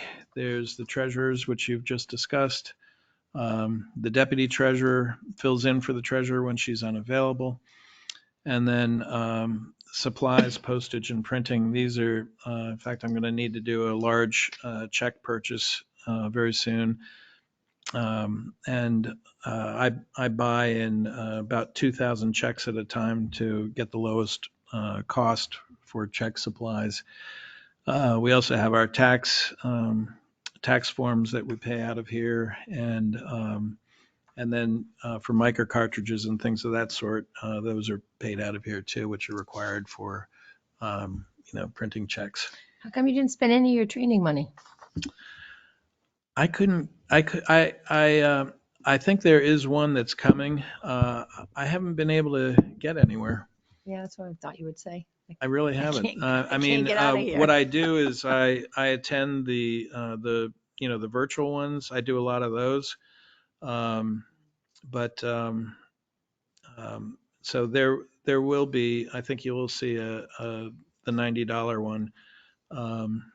But I wasn't able to go to the conference, the NHMA conference. I wasn't able to take advantage. I did do the dues for New Hampshire GFOA. I wasn't able to do the gap update, and so that's pretty much it. But again, like I said, when there are things that are offered online, I've been doing those as they come up. There was also a great policies thing that NHMA put on that had about 8 different weeks that I wanted to do, but again, just Jeannie ended up doing it, and she was able to attend maybe about 2/3 of them, and so we shared the materials, but I wasn't able to go. But again, for me, that's mostly refresher stuff. So in any case, the big one here though is in the short-term interest. So just so you can see the progression here, in 2022, our rate for our tax anticipation note was 1%. Last year, we locked in, or I should say, for the 23 tax anticipation note, I was very concerned about the rate environment back in the fall of 22, and we were able to lock in 60 days prior to January 1st into that 3.75% rate for this year. So right now, we are, if we had the ability to borrow against it and put the money in a bank, we'd be making money on these funds. So that was a terrific move last year. This year, today, the Fed met, and it was great for the market. The market went way up because they talked about reducing rates in 24, but there were a lot of people thinking that they were going to hold or reduce today, and they didn't, not even a quarter point. So inflation is still persistent. A lot of questions out there as to what's going to happen. Of course, we're going into an election year, and who knows what sort of antics, happen with rates and the markets during that time. I heard it. I don't think that it'll increase, but I don't know that what I'm looking at is, will it decrease? Is it going to decrease? And I don't think it's going to decrease anytime in the first half of the year. So we were able to lock at a not to exceed 5.25. It's not great.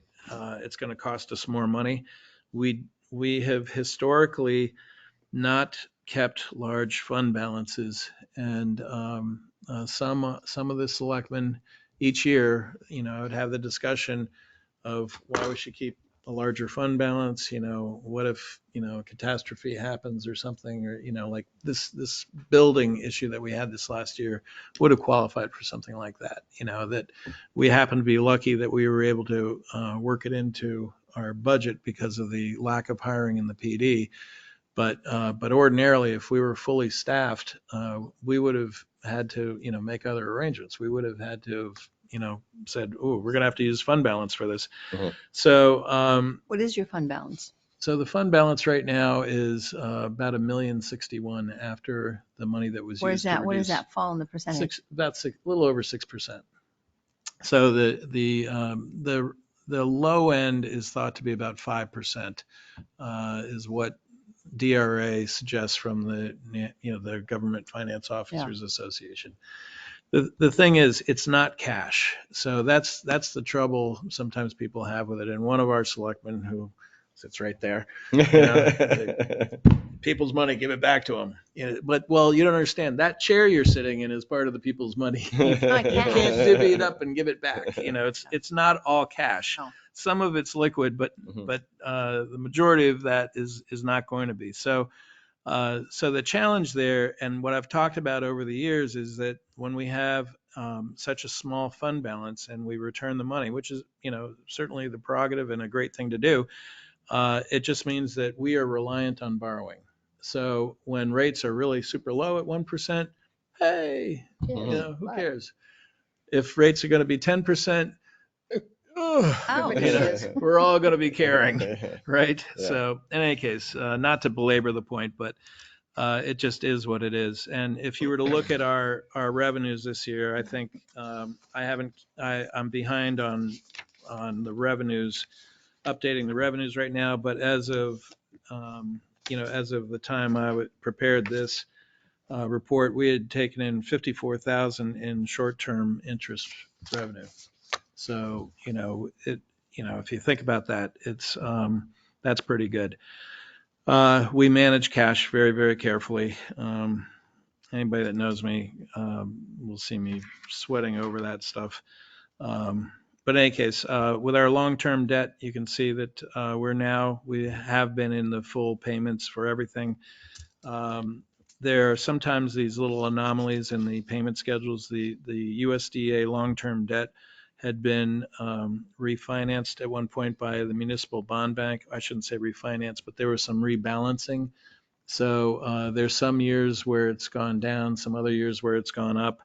It's just a curious thing, but it's not significant in any particular year. But we did time it such that the year that we saw about a $30,000 reduction in our long-term debt was one of the years where we picked up a good chunk of the PD debt, because we had done interest only and then scaled into that PD debt, so that nobody had that full. We just took on $300,000 worth of debt kind of thing.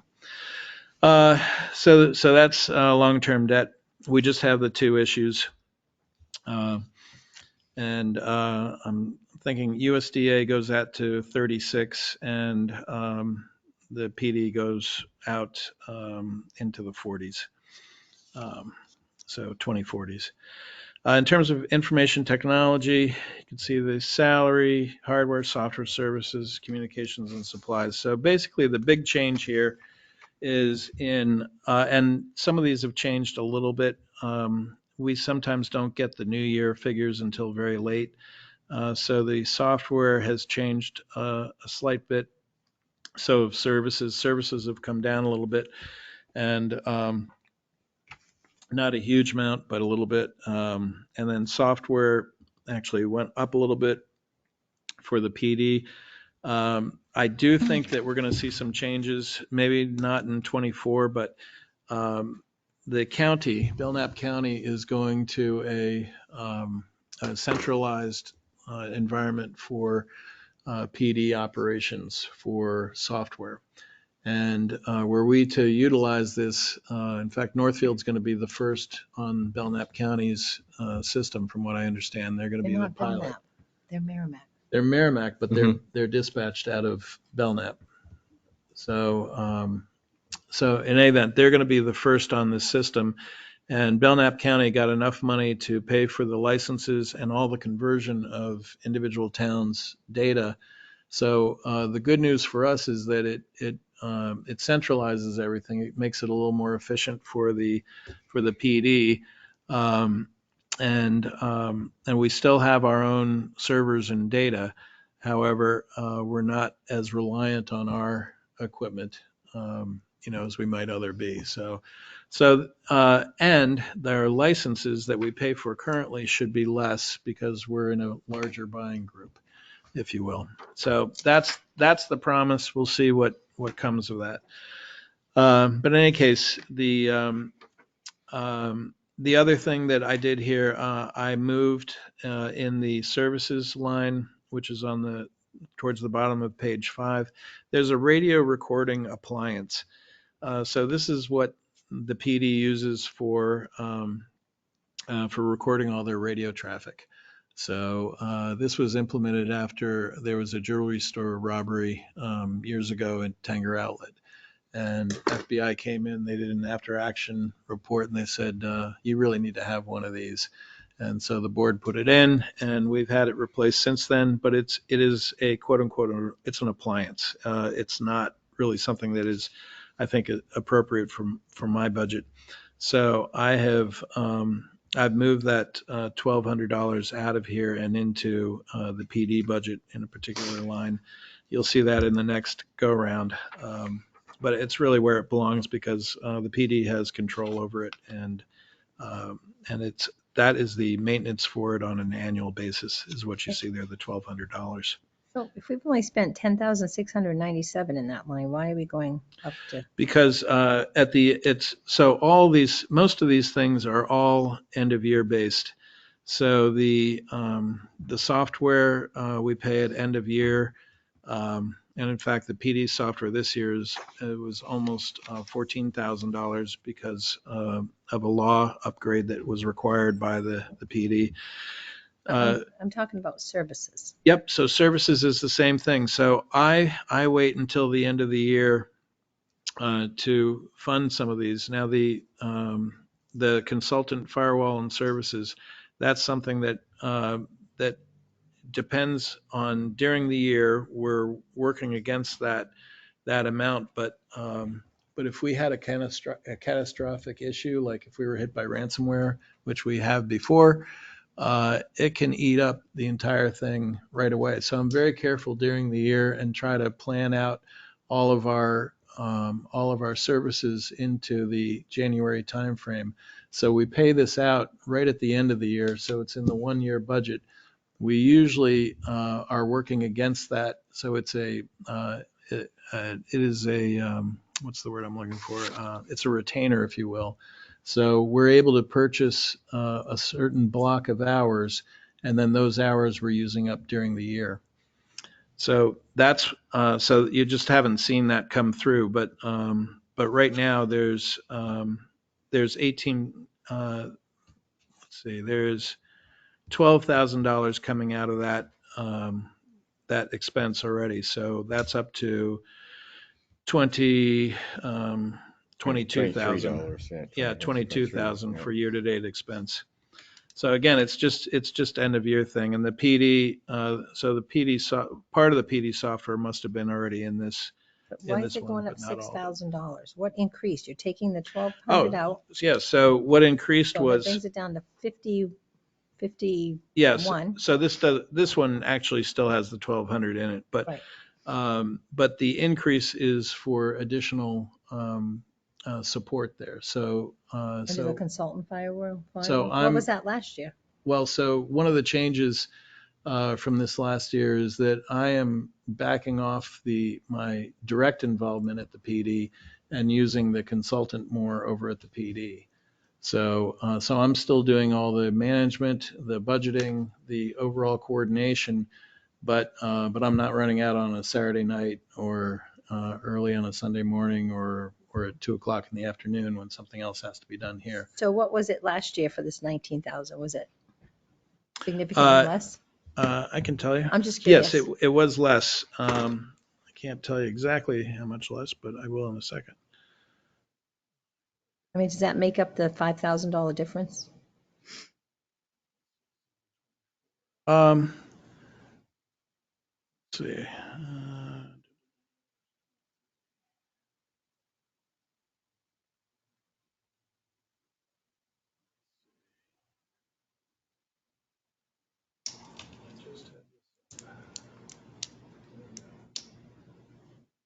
So 23 budget, or 22 budget. You're asking 22 budget then, right? Or 23 budget, 23, what so the it's going up detail was for $5,000. 23, yeah. So that was $9,000 in the 23 budget. So it's going up 10. But we ended up expending 18.9 out of 22. So the budget was 16,262. We ended up spending almost 19. And I think that was because we had to do we had to do firewall upgrades.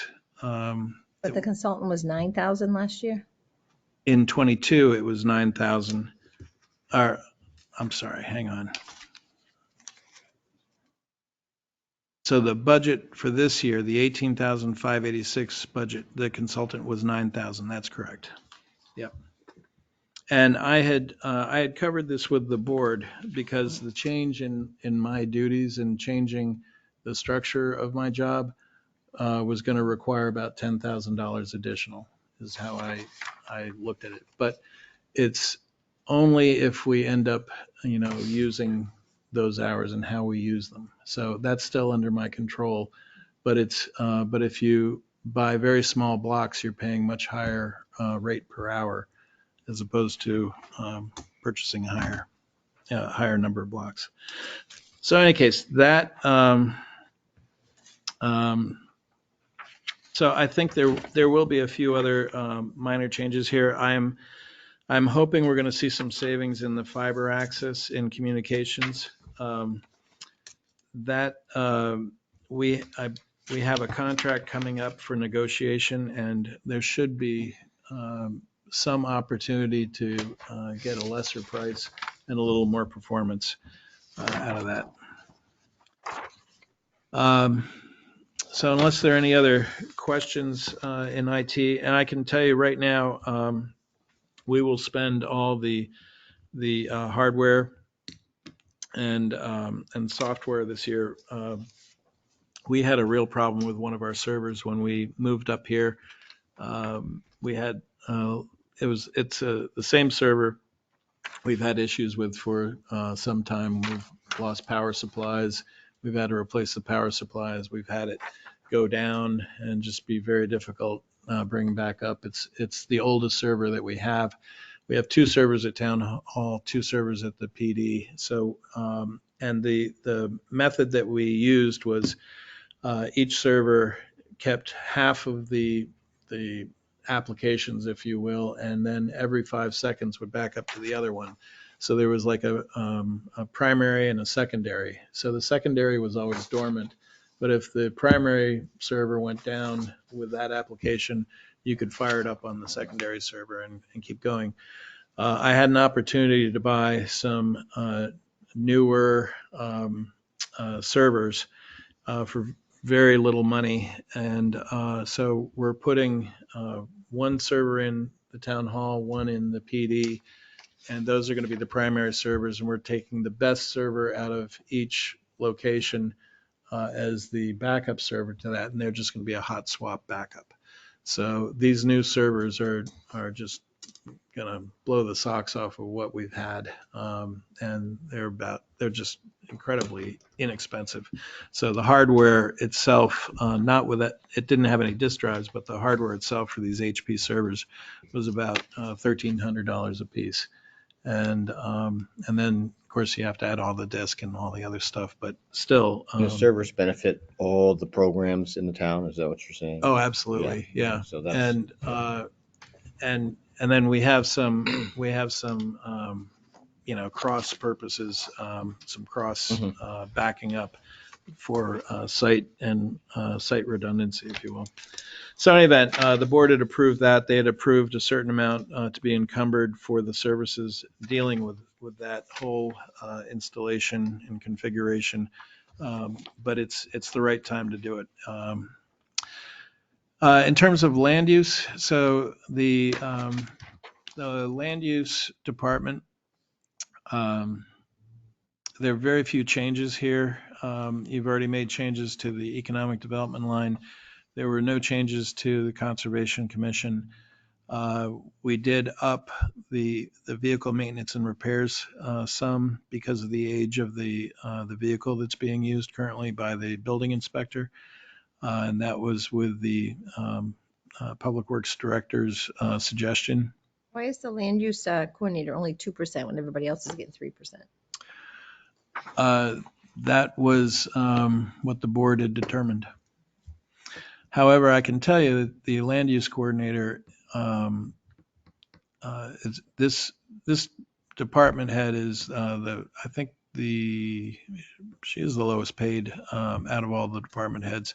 But this area is one that I've heard, from the Selectmen's first meeting with some of the land use boards, needs additional resources or help.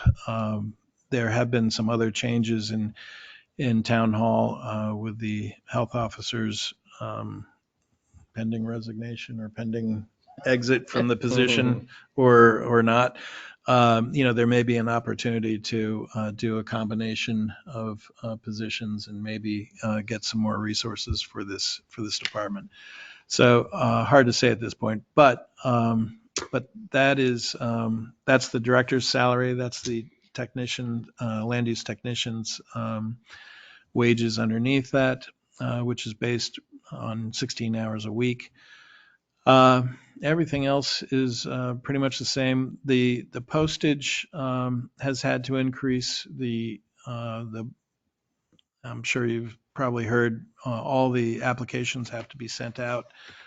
So there's a lot more mail going out right now. It's required to send it out to all the boards and commissions. The Why miscellaneous. is it being sent out? Why isn't it emailed? I think it's because there are very few people that want it emailed to them. Most of them want paper copy. Well, when you're looking at maps and plans and stuff, sometimes. But those come in usually to the planning board now. They come electronically. They sometimes they do, yeah. Yeah. Yep, but not always. And I think it's been up to the boards how they want to get their stuff, and the individual board members have sort of determined, this one wants it electronically, that one wants it in paper. We used to always make them available and tell them you can pick them up on blah, blah day at town hall. I don't think that would fly. I mean, because then you could Did that print them for a and period of time with planning board. I'd Yeah. have to come. put them in a and pick up my packet and pick them up. before every meeting. Well, Just a thought. that's not, people are pretty worked up about getting things in the mail, so. Yep. What does the code enforcement officer do these days? So that's what you're looking at there. That's building code enforcement. Yeah. That's not Building zoning. code inspector. Building And then inspector. you have a zoning code enforcement that's being done by the land use Right, Right, okay. by the land use coordinator now. coordinator. So Well, they just go and check on they get building permits and they actually check buildings. They actually do. Because Tilton does new constructions. I can tell you, I did a, Have someone that has that experience. I did in a, construction. Oh, yeah. yes, yeah. one of Okay. those. Yeah, he's very experienced. He's, Did a housing standard inspection with him. And it was my first. I gotta tell you, it was amazing. Great. he's very experienced. Oh. He's had years of experience in Franklin and numerous other towns. He was retired from the fire department, I think, in Franklin. Very And, personable. Who is it? Chuck Bodine. You ask any of the fire guys and they say, wow, Okay, great. he's good. So that code that you see there, that's building code enforcement. And he writes up reports when he goes out to these, and they keep all kinds of records, which are often required or looked at by the boards. So the land use coordinator is effectively the zoning enforcement.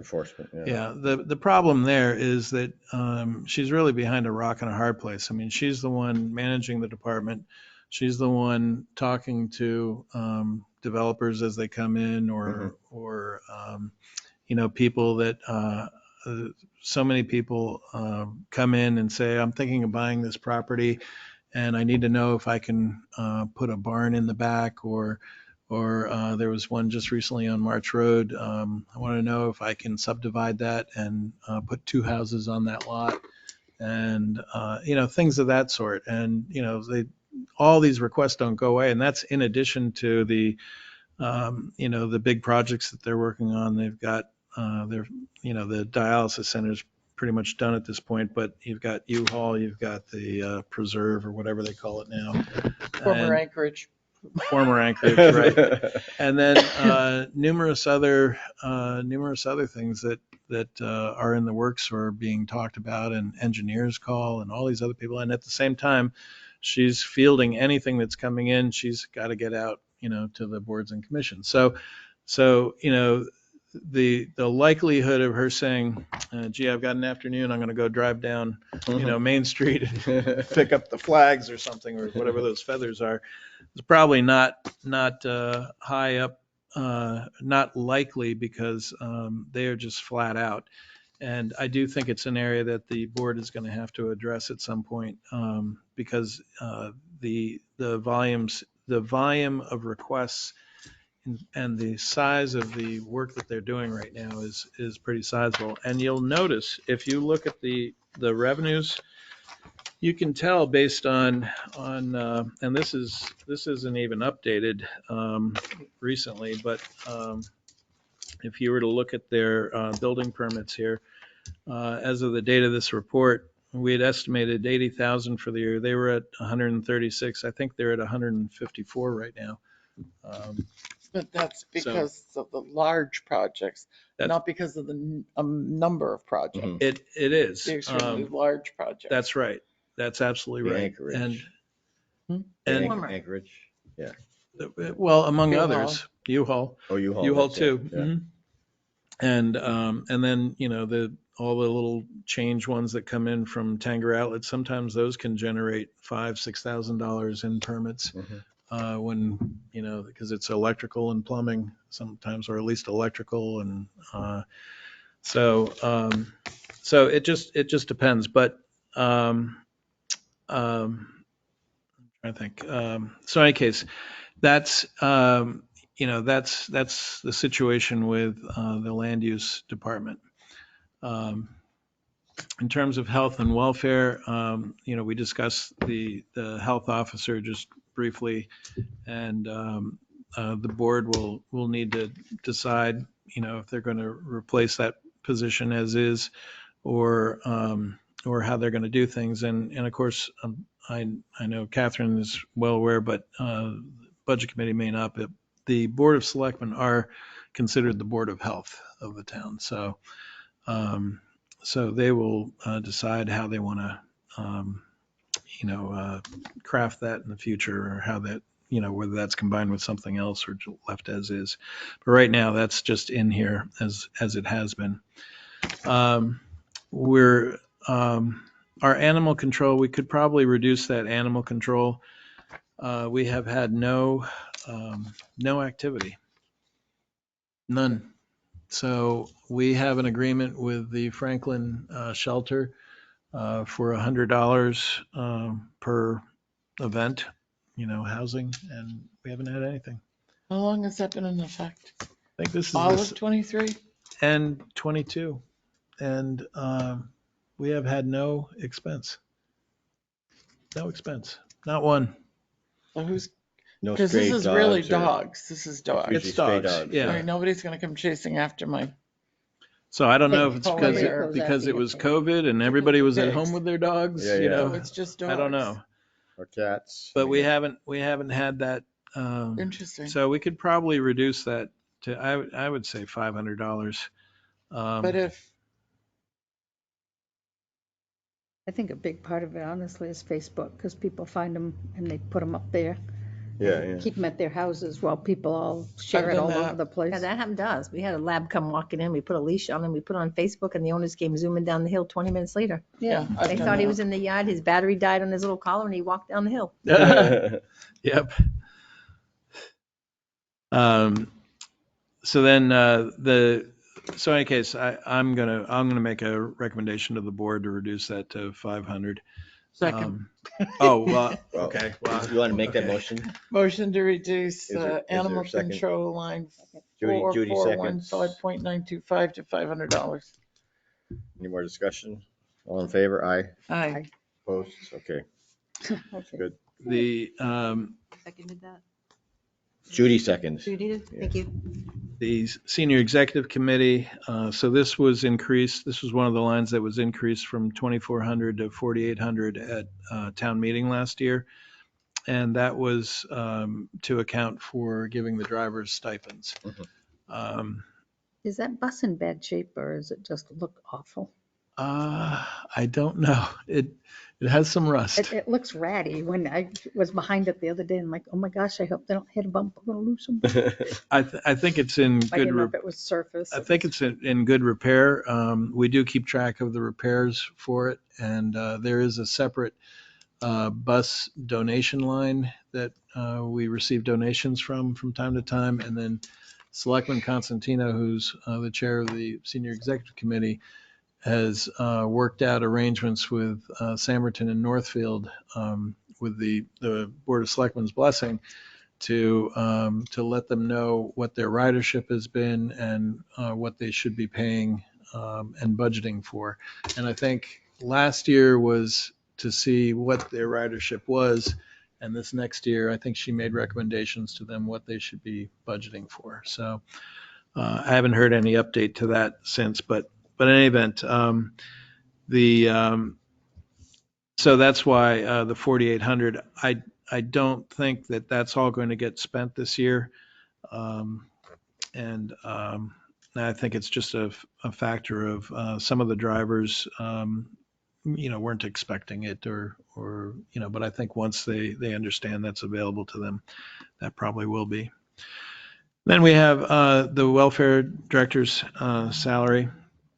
And then the administrative expenses so she has she's paid for the reimbursement of her cell phone, which is a little different from how most of the plans are done. But there used to be three $20 per month stipends for phones, and now there's just one. And then at the PD, there are some cell phone plans, but those are pretty much dedicated to the vehicles. So in any event,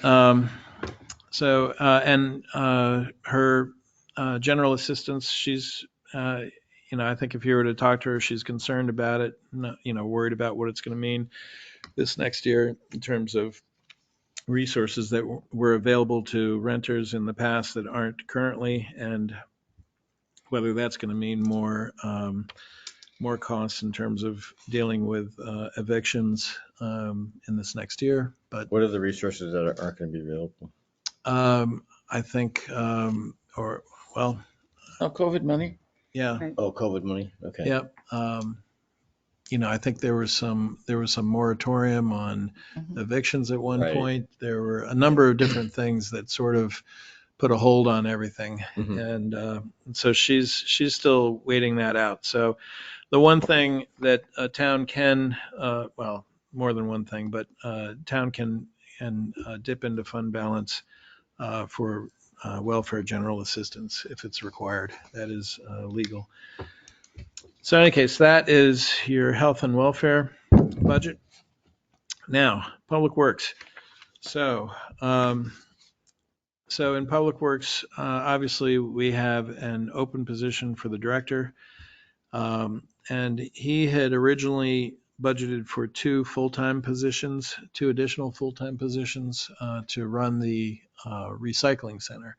So as you know, or may not know, the town Jeannie wrote a grant with Lowe's called the Lowe's Hometown Grant, and we received $33,000 towards the building and construction of that, the recycling building.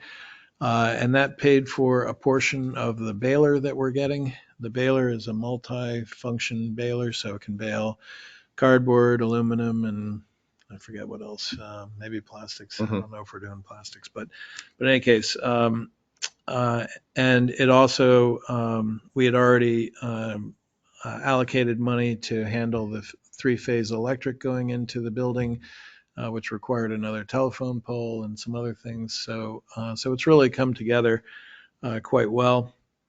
And his plan was to have two people staffing that. And part of this was, I think, because of the Thornton model, that you had two people staffing your recycling center at one point. They do, making but about- they don't just run the baler. They right, wait right. on customers and And go that's back. that's what the design was So here the too. baler's not a full-time job. No. And the design here was that they would have somebody making sure that it's clean recycling coming into the building, because, that's what I understood was a major requirement.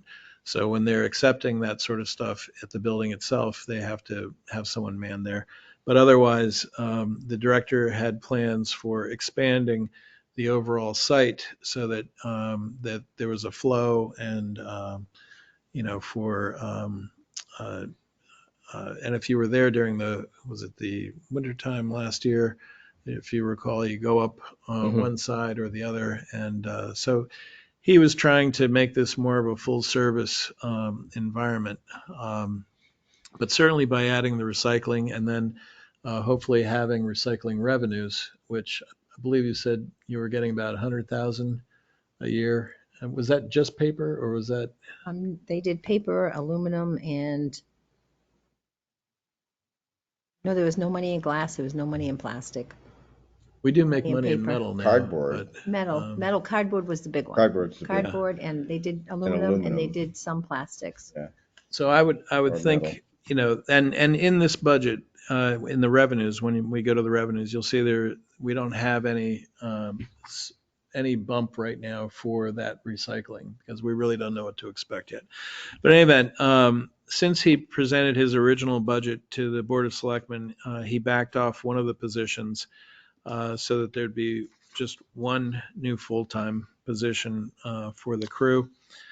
And so right now, if in looking at this budget, you have a open director position, and then there is an open full-time position in here. And that is what's driving the majority of the increase year over year for this particular portion of the budget. Well, he was So- a Are you gonna technician drop the too. director's Yeah. salary? Like Well- they did the town administrator.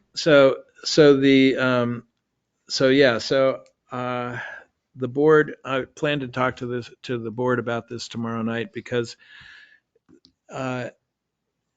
when Kevin was first hired, he was the technician. And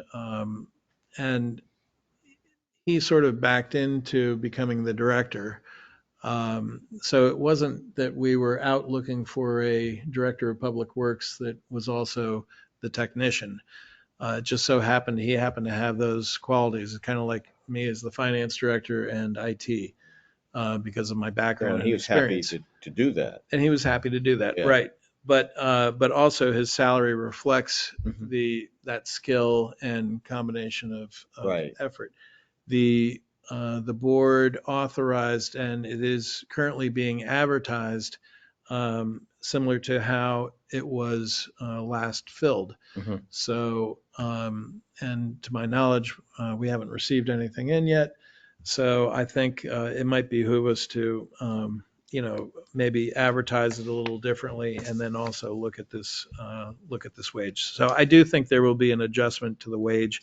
I think that will come down. And but the only caveat I would say is that I'm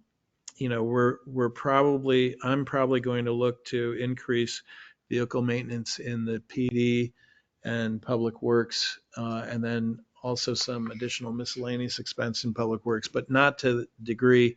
In other words, if we took $15,000 out of that Public Works salary, we'd probably place 10,000 of that in various lines. That's funny because I put increase them. 85K question mark. Right. Good minds.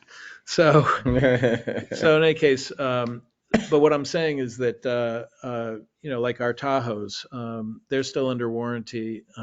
They should go to a dealership while they're under warranty if they need other service work. Once they're out of warranty, that's a different story.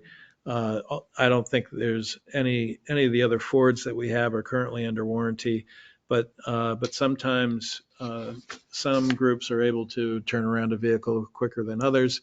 So just, that'll be up to the chief to figure out where he wants to send those vehicles. But I would think that we would probably see some increased costs there, but not more than what it's combined in the salary line right now. So what I'm saying is maybe 2/3 is whatever we reduce that salary line by, maybe 2/3 of that is apportioned to those lines that we might have to otherwise bolster.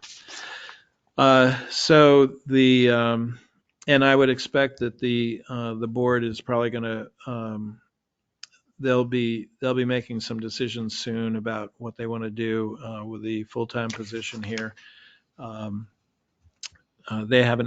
really haven't had an opportunity to discuss it budget-wise since Kevin's departure. So everything else, and as you can imagine, what drives a budget is personnel costs. You have the wages, you have taxes, you have retirement, you have health insurance, you have uniforms, you have training, so on and so forth. So if there are changes here, the majority of those you're going to see in those personnel areas. Right. So you had said originally he wanted 2 new full-time. He did. Did you adjust all of these other benefits when you took that one out? We did. Okay. Yep.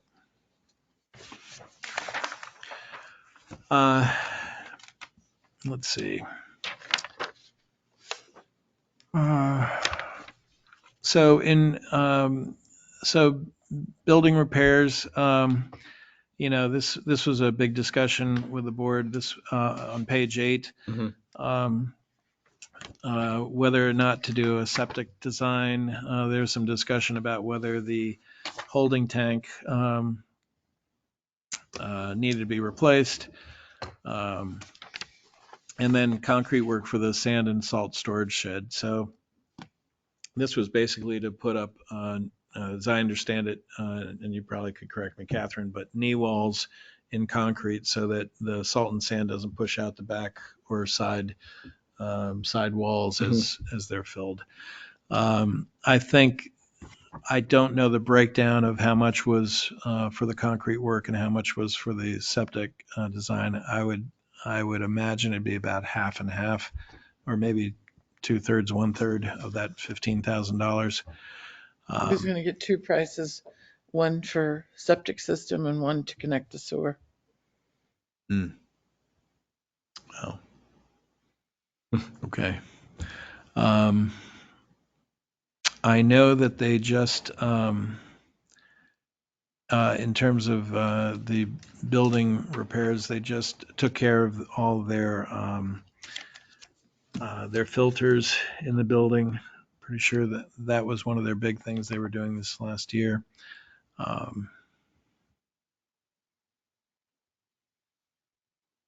me see. So I do think this is going to change some. The other thing is that in the equipment purchase line, as the technician, as you may be aware, technicians come with their own tools.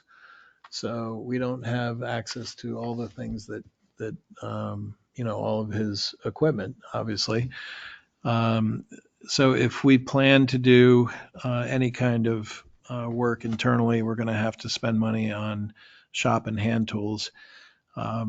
Also, the line painting machine, according to Kevin, was really at the end of its life and needed to be replaced. So those were his recommendations for that. Wouldn't that be where that extra 10,000 would go in? Well, I think actually I'd like to see us spend that out of this year's budget and encumber it for a line painting machine. It's just a matter of getting, finding out what estimate we need to get. Can I ask a question on uniforms? Yeah. Why are we going up $1,000 for a new hire when you're only talking one person, additional personnel? Well, One person. so that was two. So maybe that one was not brought down. Because that seems like a lot if you're outfitting everybody else for 2,000 and one new guy is going to cost you 1,000. No, you're correct. He's really big. No, that is Can lower that. that's correct. Yes. I mean, how many you outfit? 5, 6, 7 people for 2,000? Well, and so we don't use a contract anymore. Right, you buy the t-shirts and right. separate. Yeah. Yep. And that seems to have worked pretty well. So what do you think it'd be for one additional person? I would think it wouldn't be any more than $500. So I had changed the department request to $2,500. That's still high, but okay.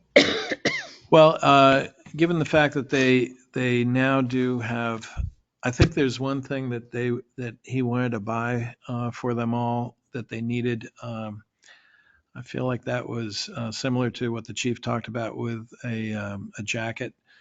And I can't recall the exact type, but Already have jackets. Like the reflective jackets. I was gonna say, is that the safety reflective? jackets. Yeah. I remember him talking. Do you remember They all him have talking I them. remember him too, but I Yeah, can't. I can't remember I'd have to go back and listen to the meeting where he discussed it, but I do think that line, yes, that line could be reduced. I would not reduce gas, diesel, or if you do, very, very little. Even though prices are down right now, I'm still very skeptical. One thing I wanted to note it's right at the page break of 7 to 8, is the equipment rental. So in that equipment rental line, he did add into his 10-year equipment plan a used bucket truck.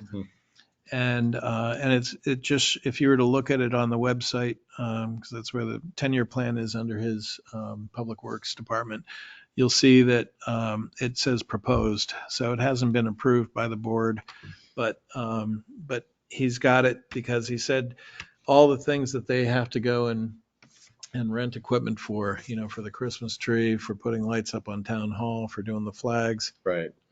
all these different things. They're really, it would really help having a bucket truck to do this. And the guys have been asking for it for some time, I guess. How much money do they want for that? He Not thought in it was there. so he thought that was going to be, I want to say it was about $40,000. Oh, Jesus. It might have been 28 to 40, I think is what he said How range about was. buying it from surplus? Well, yeah, that'd be fine as long as we get somebody to repair it. Yeah. So it's really just to put the Christmas lights up? No. So flags, Christmas lights, Town hall lights. decorations. Can't have the fire department come out and help you do that with the ladder truck? They could use the practice, right? I'm just saying, $40,000. Wow. Okay. Well, they used to, when it was just the lights, they would rent a lull or something. Yeah. Mhm. And I think on one occasion, I'm not sure if it was M&B, I think somebody I was going to say donated the M&B use is of right. one. Yeah. But now that they've got all those flags, and They're not going to have them for long. We just got the budget. yeah, but I mean, you know, Gotta go you- every other pole. you've got one flag that's constantly wrapped around, constantly, you know, down here by the river, constantly. And they got to fix it. It's the American flag. Oh, no, I get that. Just do it not So- on that pole. Because you've got some poles that consistently, the flags are in the power lines that That's are right. attached to the pole. That's right. Don't put one on that pole. Yeah, that was Right. easy. 40,000 is a lot. Okay. But anyway, Well, in any case, we'll keep going. so I just wanted to Okay. make note of that Mhm. because as you read through that, you'll see that. The so I covered the equipment purchases. Winter sand and salt went up in terms of pricing per ton. They've been very judicious about it. I can tell you, prior directors have sometimes blown this line out. Mhm. If you've ever driven over a pile of sand and salt at the corner of Route 3 and Clark Road, that's always been a dumping ground right there. I remember seeing like a foot tall there many years ago, but sometimes that happens.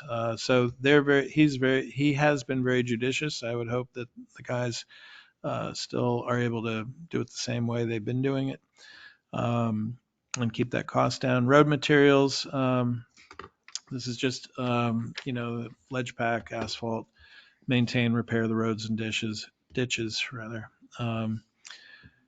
Let's see. Subcontractors or? Yeah, so subcontractors, so he does, he alternates the catch basins with a company every other year. And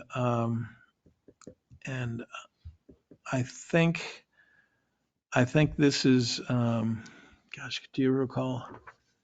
This is always kind of a sore thing with me because 90% of the catch basins are on the state roads, and I They are. can't Yep. figure out why we're cleaning the state's catch basins.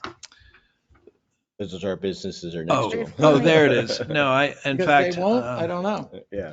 so, I don't have any information. so now I see. So that winter storm cleanup, I'm sorry. So that is in relation to utilizing contractors for when they're taking they're taking big mounds of snow Oh, yeah, out the of trucking. town, trucking Yeah, them, yeah, okay. loading them and trucking them overnight. Okay, That's yeah. what that line is. Sure, okay. I just had a brain We fart. only spent 300. Why are we up at 1,000? Because he was expecting a big The weather big report. storm, Farmer's Almanac kind of stuff. Ask her. I mean, if She you would only know better spent than me. 300, Yeah, why yeah. wouldn't you just level fund it? Well, also he know. he has a CDL and he was able to truck some of the stuff. We will have to hire someone if we want to move certain equipment. We have used a contractor before in the past for that. So I think that's part of it as well. I thought we had paid last year for someone to go through CDL training. We did. Yes. We did. What He's happened? taking it to Andover. Didn't happen? We didn't get anybody to do that? We did. Yeah, they Kevin. did, but you have, how many routes do we have? We have Forgot. five. Five plow routes. routes, that's, Yeah. and I think at least 3 of those are big trucks, CDLs. I think one of the trucks, they just need a medical card. His point is the person who just did it was Kevin and he's leaving. Oh, yeah. Right. Well, Do we have anything like Well, the no, PD has that we if we put money train you into and then you CDL, leave? not for Kevin, Just curious. for someone else to learn. someone The else. board could always I'm do pretty that. sure he's one of Last the. No, I year, think Kevin they already haven't. had a Wow, CDL. He already had CDL, that. Is it that much Well, money? my that it's worth It that? can be up They to needed- 10,000. They Oh, shit. were, Yeah. Okay, yes, It it is. depends. There's different levels. And then there's his didn't different require that much. classifications of CDL. right, So right. That's if you start from Who got their zero. license this year in 2023? I have no idea. What did we pay for? That was Kevin. That was Kevin. But that was, I think that was, He went up a class, didn't he? he went up a class. He didn't, it wasn't like the whole thing. So it was I think the max it can be is $10,000 if you have no experience whatsoever and you're going to go get the max Okay. license. But in any case, getting back to this, so the addition of the recycle facility maintenance. So he increased that buildings and ground maintenance to for the building, the new building there. I believe it still has some things that need to be completed on it. There's some doors and windows that need to be finished, and I think that was part of this line. So road construction. So Pest House Road was a road that the Board of Selectmen decided to take. And is it a class 5, Catherine? For class? Make it a class Pest House 5. Row, subject to gate and bars. Uh, Oh, the little teeny section? Little teeny section. That's always Yeah. been So in any case, know, that needs to be fixed. opened to the cemetery. So that road needs to be fixed, and then also Range Road, which is essentially one of our residents' driveways. That is not the Range Road. It's part of it, is it not? No, it is not. Well, If you look at the history of Sandmerton, you'll see that it is not. well, in any case, whatever road that is, based on that person's name there, that road needs to be redone, and that's part of this money as well. And from what I understand, if you recall back in 2007, I believe there was a warrant article to change the classification of that. Do you recall? And it got tabled. There was a warrant article to discontinue maintaining that driveway. Right, and I think the argument at the time was that there had been at planning board, there had been a subdivision planned along there or something like that. That's what I had heard at the time. It had, I won't even get into the backstory of how Right. we started to maintain that driveway, but it was before Mr. Cropsey occupied the property. Right, yes, I was And, aware of that. the conversation at town meeting was if we discontinued maintaining it, it would devalue the property values because of subdivision rights. But there are no subdivisions on it, right? That got There's no tabled building. anyway. That's what the So, legislative body wanted. This is for the that's what drive. we This did. is for his driveway, to fix his driveway. Yeah, why is it? A Range Road was never completed through because of Gulf Brook. Yeah. No bridge Can was you ever come fix made. my driveway? I need to pave it. Can't use public money for private purpose. Okay, but But this is This an is unusual. complicated. It's complicated. So in any case, that's what that money is for. If you see the storm drains, this is the contractor work that's every other year, so it's scheduled for 2024. So last year there was no money expended there, and in 24 it'll be $5,000, and that's a contractor that goes through and takes care of all those. Sidewalk construction, he did have almost $30,000 in this line. Because he wanted to make sure that Winter Street and parts of Main Street were redone. And the board rightly decided to move this into a capital reserve expense and plan for that to be paid out of the capital reserve, since the capital reserve covers roads, streets, bridges, and sidewalks. Signs and equipment. Street, I don't recall why the increase. I think there has been more requests for additional signage. I know there are signs that are waiting to be, I believe that are waiting to be put up downtown. I don't know, did he complete parking changing sign. over the street signs to the reflective signs that the state requires now? Did he complete that process? That I don't know. That was mandated by the DOT. I do not know that. In street lighting, so you're looking at a number year to date that's in arrears. So that's running right now that's running at about $1,100 a month. So, so if you, at this point, so there would be 2,200 there.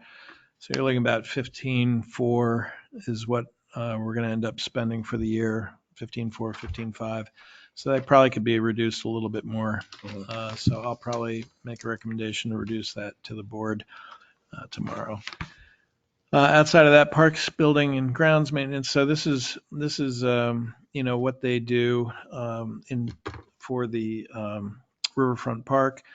The Parks Commission pays for Vest Pocket Park and the Civil War Monument maintenance separately. So if we only spend 22,53, right?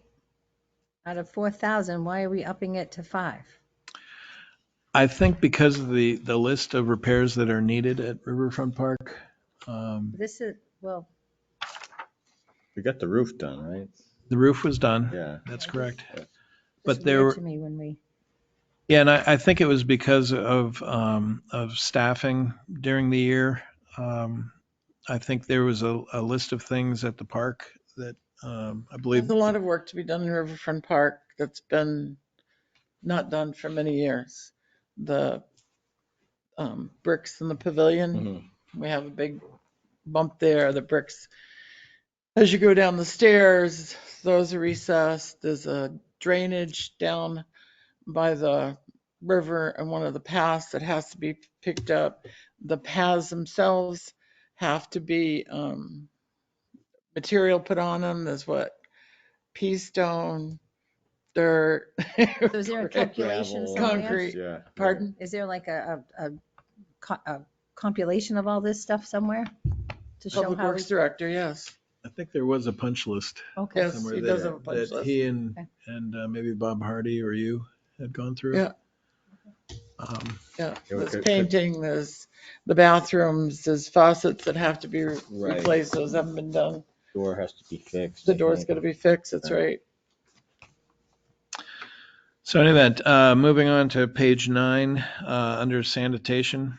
So this is really more my area of the contract, since I deal with the sanitation contracts outside of the sanitation recycling processing. So these were estimates that the director had worked up in terms of the startup costs, baling materials, and just really the unknown dealing with getting things up and running for the, buying pallets, buying other materials that are required, and also the storage. So one of the things that he requested be encumbered outside of the line painting machine and some tools was to have some type of what are they called?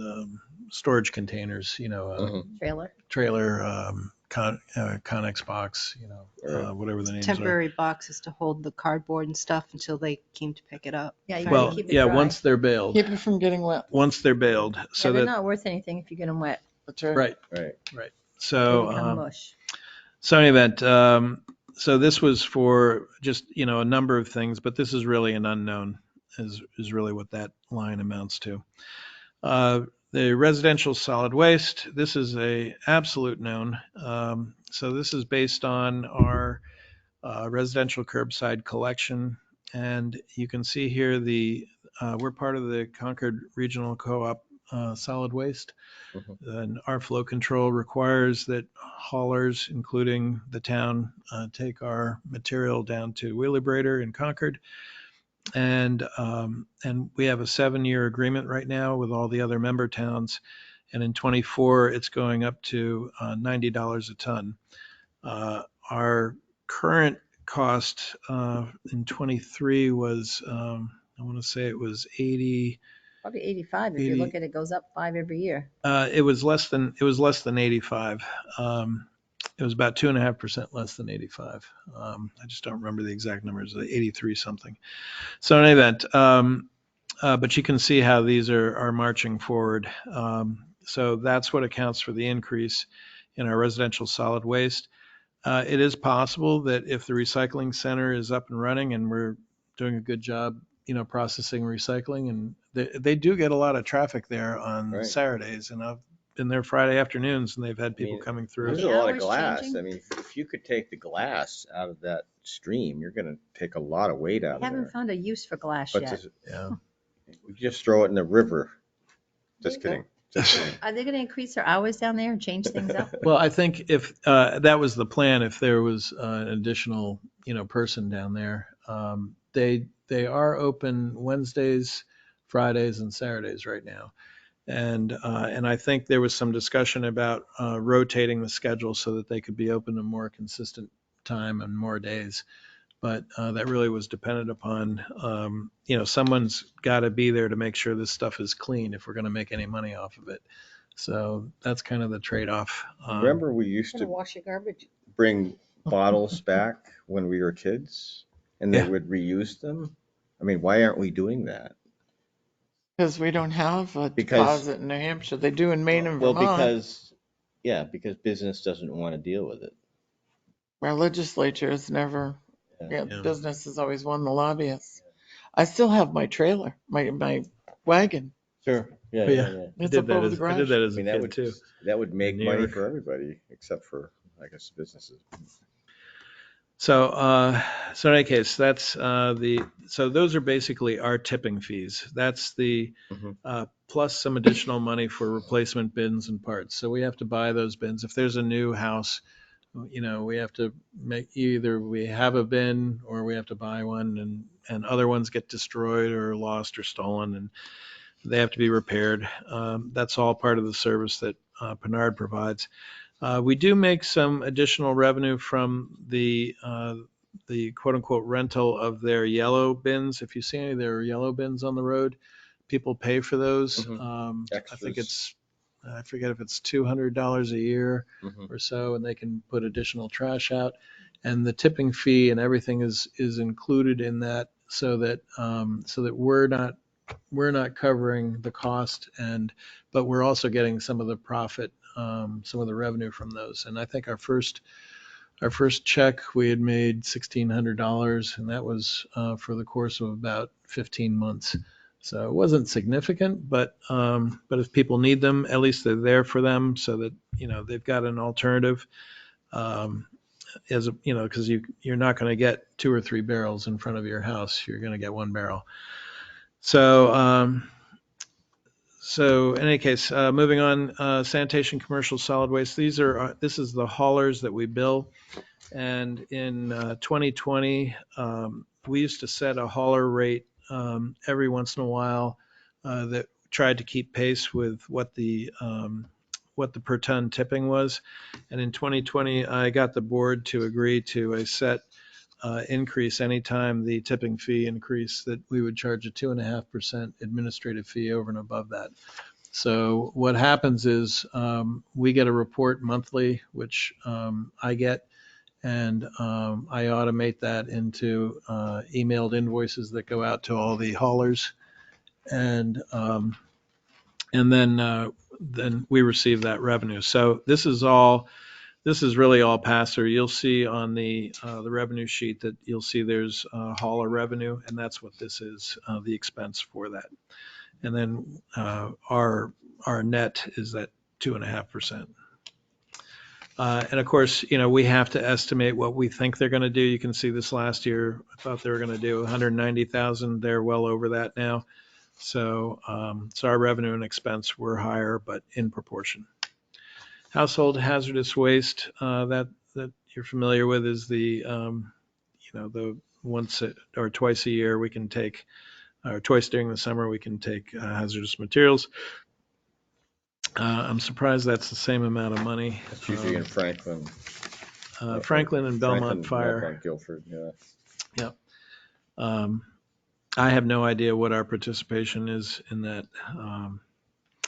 So here's the one that is just confounding every year. So you can see this is where all the construction, demolition, amnesty week, all the things that people bring to the bring over there, and most of the times are having to pay for. I don't know if our fees are really, have kept pace with what our costs are. It's something that I'd like to look at more to make sure that we're charging appropriately, but not making it out of the question. But people can also take their material over to Casella on 140, but again, they're going to pay. So we should be somewhat similar to what Casella is, maybe not quite as much, but but we have set fees. So a microwave is X amount of money, Right, it's $10. whatever it is. Yeah. And then, but I still see a lot of trucks with trailers going in there, and it always makes me wonder, are these commercial? Yeah, we are should these be at commercial least the things? same fee Right. as It's Casella, because exactly. otherwise everybody's going to come here because we're cheaper. Right. So we should be But at you need a dump, least, you need a dump sticker to dump Well, here yeah, anyway. we need You at least to do. be the same as Casella or more. But Yeah. anyway. Do they And check the dump stickers? And the director has said the only but do they way check we them? can do that is if we're Oh, weighing them coming in. That's Right. weighing in and weighing out. Not paying But why is it $80,000 for a reduced? scale. No, exactly. So that's why you have to come up with some method. So, It costs us 51.5. Why did he reduce it to 32? well, we went up from 24,000. That just happened to be our experience this year, this 51. Right. It was. What was it last year? I cleaned my house. Last year, hang on. So 22 and 22. Yes. And the actual, Let's see. Yeah, I thought we even-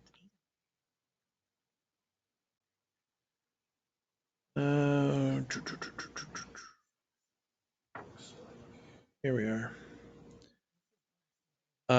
So in 22, we had budgeted 22,000 and we had expensed 32,700 in 2022.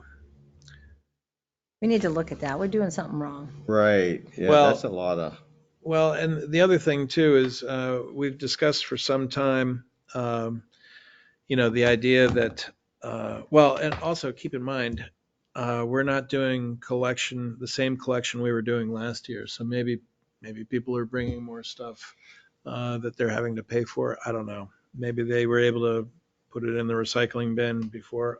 I really don't know. But that is a change because we stopped doing recycling collection in this particular budget year. So the only other thing you could do is just eliminate curbside collection. Meredith doesn't have curbside collection. Why do we have curbside collection? We're not Meredith. If we build out the transfer station to the degree that it needs to be built out, then just like Samberton, You bring it you to- go down and get rid of your stuff. And for those people that aren't able to, I'm sure there'd be methods of. So we paid 164, but that's probably not the whole year, right? right, 82. No, that's So- not the whole So year. you stop picking it up and now you have to hire 3 full-time employees to work down there to handle it. So you're not going to save any money. No, you don't have 3 full-time. No, How do I you mean, if figure? you decide to make us go to the transfer station. Oh, get rid of I our see what you're trash, saying. You're going to have to hire staff. And that's going to eat up that $200,000 very easily. It would for that, yes. Absolutely. Yeah. Well, maybe eat up half of it. If you needed 3. You're going to need more than, if you're going to hire one more person to run the baler, you're going to need more than 2 people, more people, if it's a full-time. Samberton has 2 people down there. I know Wow. because I bring my daughter there. Samberton is a different beast too. I don't know. I'm just saying, you're They going to pay it out in have- salary if you don't. It's very Retirement, very Right, streamlined. Health, dental. Yeah, It no, I is- don't Samberton is- disagree. Yeah. I Come mean, we don't one have the little full-time community position is hut 100,000 by the time you How add come the what? benefits and stuff to it. Yeah. Have the little hut they have. Just saying. Close, yeah. You got a lot of If elderly you've got people like that a aren't going to nice want to go toy to or the something, recycling. nice recycle- turn No, yeah, I it's know. like- you put I know. in It there and is somebody something recycles That's that's right. been kicked around from time to Yeah. time. Where's the money that we were saving by getting rid of the curbside recycling and the single stream? Where's our savings? We did. It's not in here. It's the $150,000 cost is not in here. What was it last But year? our Just picking new up recycling is employee for the 150,000. baler and the costs that we've Right, it's going to eat that up. Yeah, paid, but then we might, Baylor should be bringing. there in might some be income. revenue to offset it. we Yes, once reduced. it's up And it and running. might reduce our tipping fees. So because we it had- might reduce our tonnage. Yeah, we had reduced the 23 budget by $142,000. So that was the recycling collection. So, so anyway, all right. So we're in the second year of a 5-year agreement with Pinard. It goes up anywhere from 2 to 4% a year. That just happens to be our cost for this next year. You've already gone through the police department. The one thing that was a little different is that there is a half a person ad. So he talked about his open positions, but Showing that 4 instead of that 4.5. half position was additional. And that's something that the board was discussing with him. So, and that's what I was asking him as he was leaving. He was still working that out, and That half position is not permanent. it's not filled right now. That person did not return. Yes, So, but it's not going to be a permanent position. well, It's to get caught up. Yeah. Okay. It's to get caught up because there's an anomaly. I'm sure they are backed up. because well, of- and one of the things I wanted to mention too, I know there was a discussion about the sergeant and patrol, but I know for a fact the sergeant that was a detective would dress in his blues when he was supervising patrol, and He did. he would be out. So When he could, he did. right. So it was the sergeant detective. Just so you don't think that the board had one person managing one other person, it wasn't like that. Although I'm sure he provided supervision to the other detective, but he was a sergeant detective because when he was supervising, he would change out of his detective street clothes and get into his blues and hat and everything, the whole 9 yards, and go out and patrol and back them up at their calls. So, Buffy, Yeah, right. it's So, amazing. yep. So in any case, so I really don't have a lot to say, and I'm sure you're thankful for that in this area. So moving on to culture and recreation, I will just say one thing about the PD. So they are well set. They have a new building. Mhm. They have new vehicles. They have new guns, and they have new radios. What more could they need? They're in good shape. And I mean, I really believe that, and it's important for them to have the right materials, right equipment. The one area that they're still working on are the body cameras, working on some grants for that. This is a end of life for the ones that they have currently. And the one item that we're looking, that I've discussed with the board for some time now, is putting in money from this year's budget to help purchase a new Tahoe, so that we continue to add to the fleet and move the older cars out. So that would be about a $35,000 to $40,000 encumbrance this year. And the balance of that money, we were able to reclaim some of the forfeiture money, the federal forfeiture money. And there's enough money there when combined with what we would encumber at the end of the year to be able to purchase and outfit a new Tahoe. So that wouldn't provide any burden to taxpayers. So in any case, culture and recreation, again, there's just that one item. And do you know whether the Park Commission has discussed increasing or realigning their budget to account for the janitorial? We haven't talked about that yet. I know we've mentioned it been to- discussing mentioned the it to Bob. change. Yeah, right. Okay. And Bob was going to take care of it, but Okay. Bob's been very busy, so he didn't. Yeah, and I just saw him the other night. I should have Our asked him. meeting is this Monday, the It's 18th. next week. Yeah. So Oh, okay. you're going to remember? Because I'm not. I'll probably be there Yeah, because I okay. seem to be a night owl these days. Right. Hydrology study under Park Maintenance Island, that Catherine could tell you more about, but that is that money is being budgeted so that that work can be done to determine the So if we're going erosion. to take care of the erosion issue that taken place on the island Mhm. because the granite blocks have been moved Mhm. and what do they call them? It's Italian for basket. Gabions are exposed.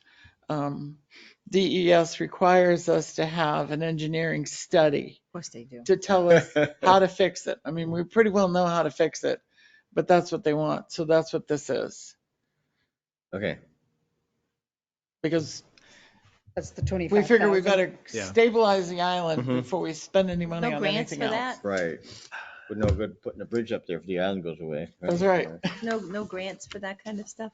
Pardon? No grants for that kind of stuff? Pretty sure Jeannie has looked. Not for an engineering study. Well, it's for the preservation of the island. That's all. I didn't know if there was some kind of a. So in any event, outside of that, you see the items that I populated that the Budget Committee has already voted on for Mhm. Hall Library Yep. on down. And on to the last page there, you can see all those changes, and I'll review those with your secretary to be sure those are accurate. What do you do for Memorial Day? Just place the wreath up front? Yeah, there's always been plans, Congratulations. to provide additional flowers or flags, planted, Again with the well, the flags? planted flags, Here we go. and, so, We used to always put It's a always wreath out at just the in monument, case. but Yep. then Right. the Legion Legion does it. usually did it, so we stopped doing it because, we were offending them, That's what we strive for. and that was wrong. and many years it was $100. It was left at $100, Mhm. and I can't remember the last time we actually spent money out of that line. So why But- do we leave it in there? So that could be easily changed. I mean, we have 3,000 for Tilton Events Committee and we have 500 for Memorial Day. We dropped the Tilton Events Committee to $1. You did. Okay. I make a motion, we drop line 4589.936 Culture Memorial Day to $1. We don't need flag, like he said, the little flags around out front, anything like that. So I, as part of planting the monument, I put in conduit so that the flags would be above the flowers. And the Legion puts 2 flags in there. And if they don't, I do. There you go. And they only cost, they're less than $10. Weren't we getting somebody planting lots of little flags around? Somebody put a bunch of little flags over by the island. Is that? And I had people town asking or me is it over somebody and else? over again why those flags are there. And nobody answered the question. And I had to say, I don't know. That was the Veterans. the union, It was what? police union that did Oh, that. that's right. Okay. One for each. All right. What was it for? Each flag represented A 1,000 servicemen and women killed. Oh. It'd be And, nice if Uh, somebody the told us veteran- Why that. It wouldn't was they a have put a veteran thing. plaque or something up or on? I think it was on Facebook at the time. Shouldn't they kind of run that stuff by the selectmen? They did. Oh, the selectmen knew about it. Okay, so it was in the I wasn't a minutes? selectman when Okay. that took It- No, no, I place. was just, Yeah. Yeah. Everybody second your motion, Catherine. look at her all business over there. We're in the discussion. Oh, I'll second it so we Thank can you. discuss it. This Thank is you. Memorial Day. There's a motion for Memorial Day to $1. Yeah. And We already took care of Tilton Events is there a last time. second for that one? Judy second. I second it so we could discuss it because we're All right. discussing it. So is there any more discussion? I think it's covered otherwise. We don't need to cover it. I think they'll find it in the budget somewhere if they need it. I All those agree. in favor? Aye. Aye. Opposed? Okay. Let's have it. All right. So then the rest of that is just your thing that you The voted revenue. for. The revenues, I really should update these because our rooms and meals came in much higher. Yay. Great. Highway We like block that. is a little bit less. Water pollution was a little different. And then this does reflect a new agreement with the town of Samberton to increase the share of their prosecutor. We provide the prosecutorial services for the town of Samberton, and so this reflects an increase in that new agreement. The reason why the school resource officer is so low here is because we did not have anybody in that position, and we're going to see that for half of the year, half of their school year, we really haven't been providing that service. Did we get money for the cable?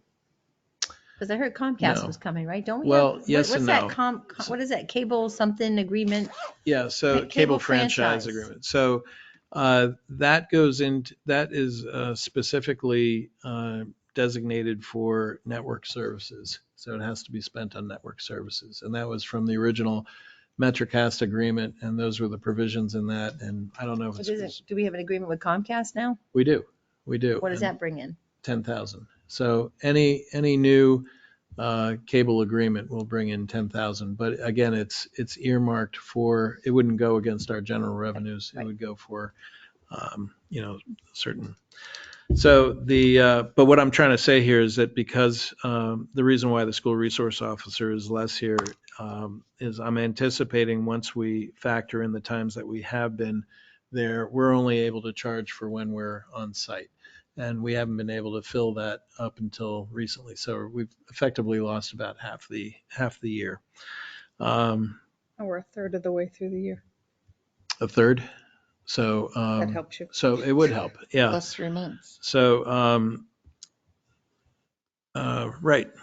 Okay. So in any case, so maybe it won't be quite that. I only know because we do quite that much. trimesters and report cards just came out. So I was at about, I think I was estimating here about maybe about 55%. So maybe we'll be more like 66, 70%. I try to be a little conservative on the figures, but not too much. I don't like when people sandbag things, and I try not to as well. Got to find that So- sweet spot. What are state It's hard. police programs, just out of So nosiness? that's where they would have click it or ticket or DWE patrol. We used to do a lot of those, and Kind of a grant thing. yeah, it's a grant thing. So they cover the overtime expenses for the PD, and it has to be done as overtime. And they, If you're we only just, operating at 50% in your budget. we your- haven't had the your personnel. Employee Doesn't say staff, we you don't don't have have. Well, anybody. and I don't know that they've run the programs the way they used to run them anyway. It benefited the police officers. Right. Well, and our safety, I guess. The other things, there are some opportunities for the sale of town property that I bring up from time to time. There's a lot on Highland that was auctioned off years ago, and the first person that won the auction decided not to go through with it. They lost their deposit. It went to the second or third people. Were you there you were there for that? Where was that? So it's on, isn't it Highland Extension? High Street Extension. Yeah. Well, High Street Extension. High Street, I'm High sorry. Street, yeah, High yeah. Street Extension, yeah. Yeah. I mean to say Highland. Yeah. In any event, that's a property that could be sold at some point, or it could be made a park or green space or what have you. But there aren't a lot of opportunities here for sale of town property. This also would include vehicles and other things that we happen to sell. I've already covered the bank short-term interest, miscellaneous income refunds to the town. This is, you heard about our property claims earlier. Well, when we receive insurance rebates, refunds, things of that sort. And we do go after people that, when we have to pay our deductible, we do go after them for the deductible, if it's appropriate. And that's pretty much where we are. How much more on rooms and meals did we get? About overall, all of our state revenues across those categories was up about $28,000. Nice. It was up last year too. It was. Yep. Yeah, that's good.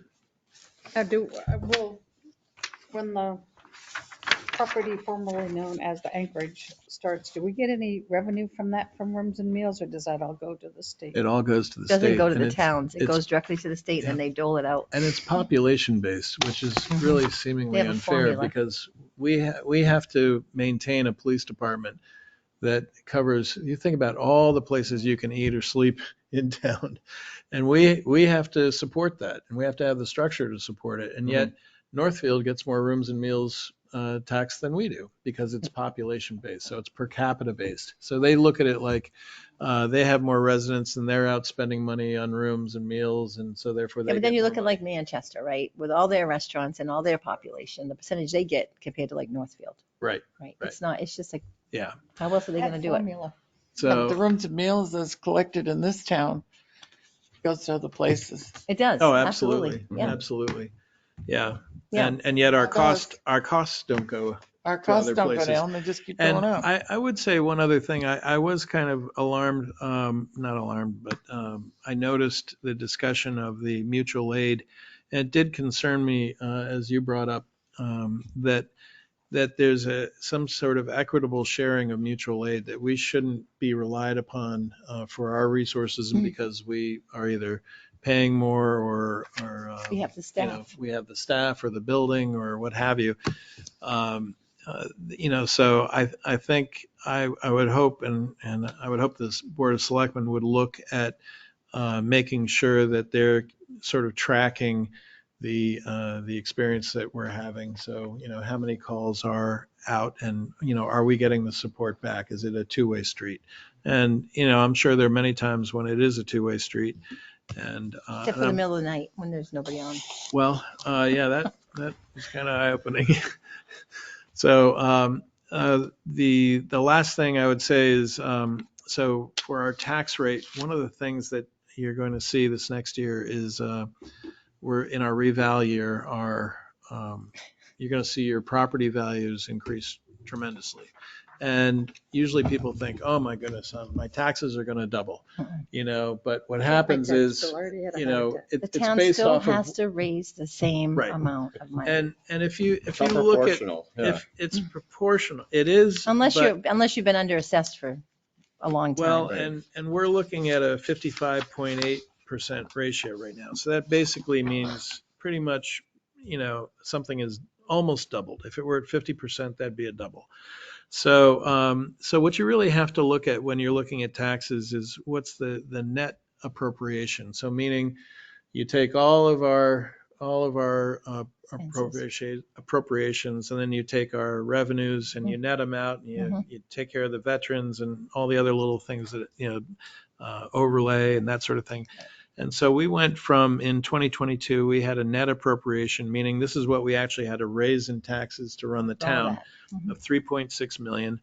In 23, it was 3.8 million, but in 21, it was 3.8 million. In 20, it was just under 3.8 million, 3.79 million. We're pretty consistent. In Right. 19, it was almost $4 million. What's it gonna be in 24 Yeah. with our current budget? So the only other thing is that in every year, we've seen our valuation with utilities increase. We had a slight decrease this year because of. It's those damn fluorescent lights. Damn LED lights. No, I'm kidding. No, nothing to do with that. But that cost us about 53 cents of the tax increase that we saw. This valuation decrease. Is that the commercial valuation decrease? It was because of an issue with some commercial property. Right. So that was a hit, and I'm afraid what's going to happen next year is the Northfield and Samerton don't have this problem, but we do. So 54% of our equalized value is essentially commercial or commercial related. 45% is residential. It used to be more 50-50, but it's shifted a little bit more. But the problem is going to be is that if residential properties double, but commercial industrial properties have maybe gone up half of that. Right. Now you see that if you look at the effect of that, it shifts some of the burden that commercial had. Why wouldn't the residential. commercials keep up, or you just don't have the sales in the commercial? That's the appraisals, is that the commercial is just as not Both. as popular as the residential sales. Crazy sales that Like, has yeah, said it. the sales of No, I get that. residentials are stupid. But I didn't know if there were any commercial sales that kind of show the same trend, or we just don't have enough of them. No. Well, there's not enough of them, but they're also, they get the commercial appraisals. And yes, there has been appreciation, but not to the degree that residential has. Big double. And so that's the one little anomaly that Tilton's going to suffer the consequences of that. And that's one of the reasons why when I met with the board and made recommendations on setting the tax rate, we used very little fund balance this year to reduce the rate. We used 150,000 because I wanted the board to really save that money. So when you were talking about, asking the chief, how much you're going to save, believe me, I've got this rolling around in here, that we're going to be adding that to our fund balance because they're going to have to use every bit of this and then some, to really offset that effect next year, because it's going to be tough for people. So that's the other dynamic. And I don't want to, alarm anybody. I don't think it's an alarming thing. It's just something that we're going to have to deal with. The other thing is that the state school, we had pretty much an 80-cent, year where they had forgiven 80 cents for statewide for the state school tax. And then, it's back again.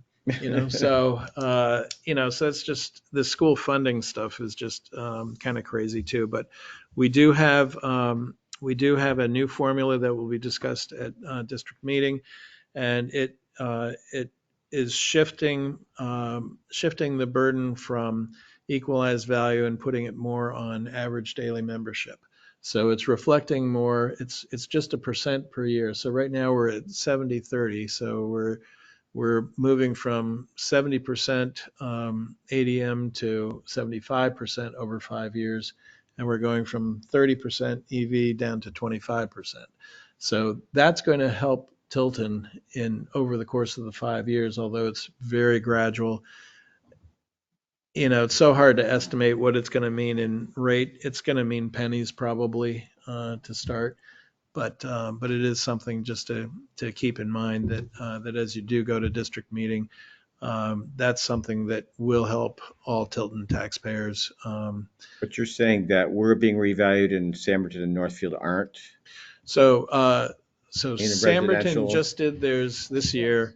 I don't know when Northfield did theirs. I think theirs was 2 years ago. Samberton did theirs this year. We're next year. I think we're all kind of in the same, like a 1 or 2 years between us, because it's a 5-year It's just the cycle. residential prices have been crazy in the last few years, and it's just really But we're also upsets. I mean, why, exit 20 was supposed to be a saver because of all the commercial Right. tax. Now it's going the other way, so. But we are adding more things too. We are. Well, yeah, that's- And Which is gonna help. when the preserve comes on, Yeah. that's going to be a very That'll nice help. addition, because that's Yeah. probably going to be 50 million in value or better. Mhm.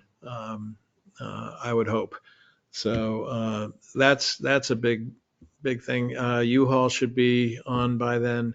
Just gotta make sure we don't like have all of a sudden a bunch of housing pop up in Tilton. There is a petition going on. I know. for A But petition that's- warrant article to Right, MU2. That's a lot. That what? will impact us. that. Right. Housing. Petitioned, it's not a warrant Change the article. zoning. Petitioned To change zoning. change Zoning a amendment? Zoning change. zoning Yeah, amendment right.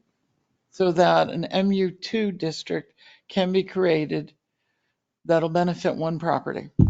You know which one it is, Judy. Okay, It's going to benefit one property because it requires sewer and municipal water. And in the area that it's going on, I have property that it will affect, but it won't benefit them because there's no municipal water. There's sewer, but not municipal water available.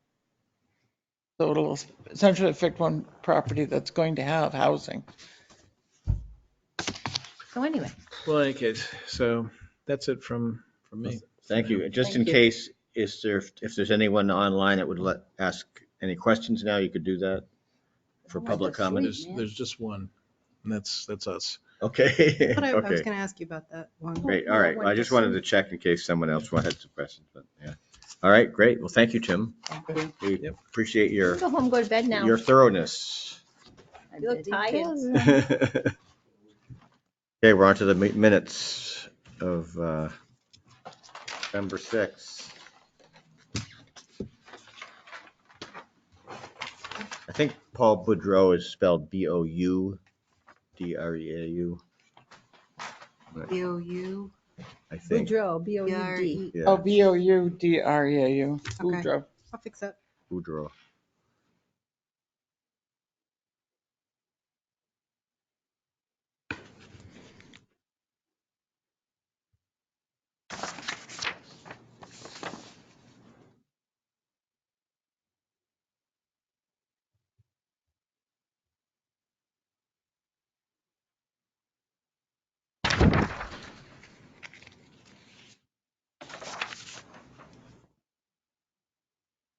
Move we accept the minutes of December 6, 2023 as corrected. Second. Other? All those in favor? Aye. Aye. Aye. Opposed? All right, any other business? I vote present because I was not here. What's that? Said I will vote present because I was not here. Okay, Does that mean you abstain? Abstained. abstain. Sorry. So we don't really have much of anything except sewer. I'd like him to come Cooper in. has their meeting on Tuesday, so I can ask Johanna tomorrow if she can come on Wednesday next week. Okay, Is that it then? If she can't come, will you still have a meeting or is it just for sewer? no, we wouldn't have a meeting unless you think there's things we have to discuss. No, I think it would be nice not to have a meeting right before Christmas because I haven't Right. even started my And shopping yet. we wouldn't meet until January. We wouldn't meet the Wednesday after Christmas? That's, What did you bid on that? Christmas is what, Sunday or I Monday? think that's Christmas is on a Monday. right.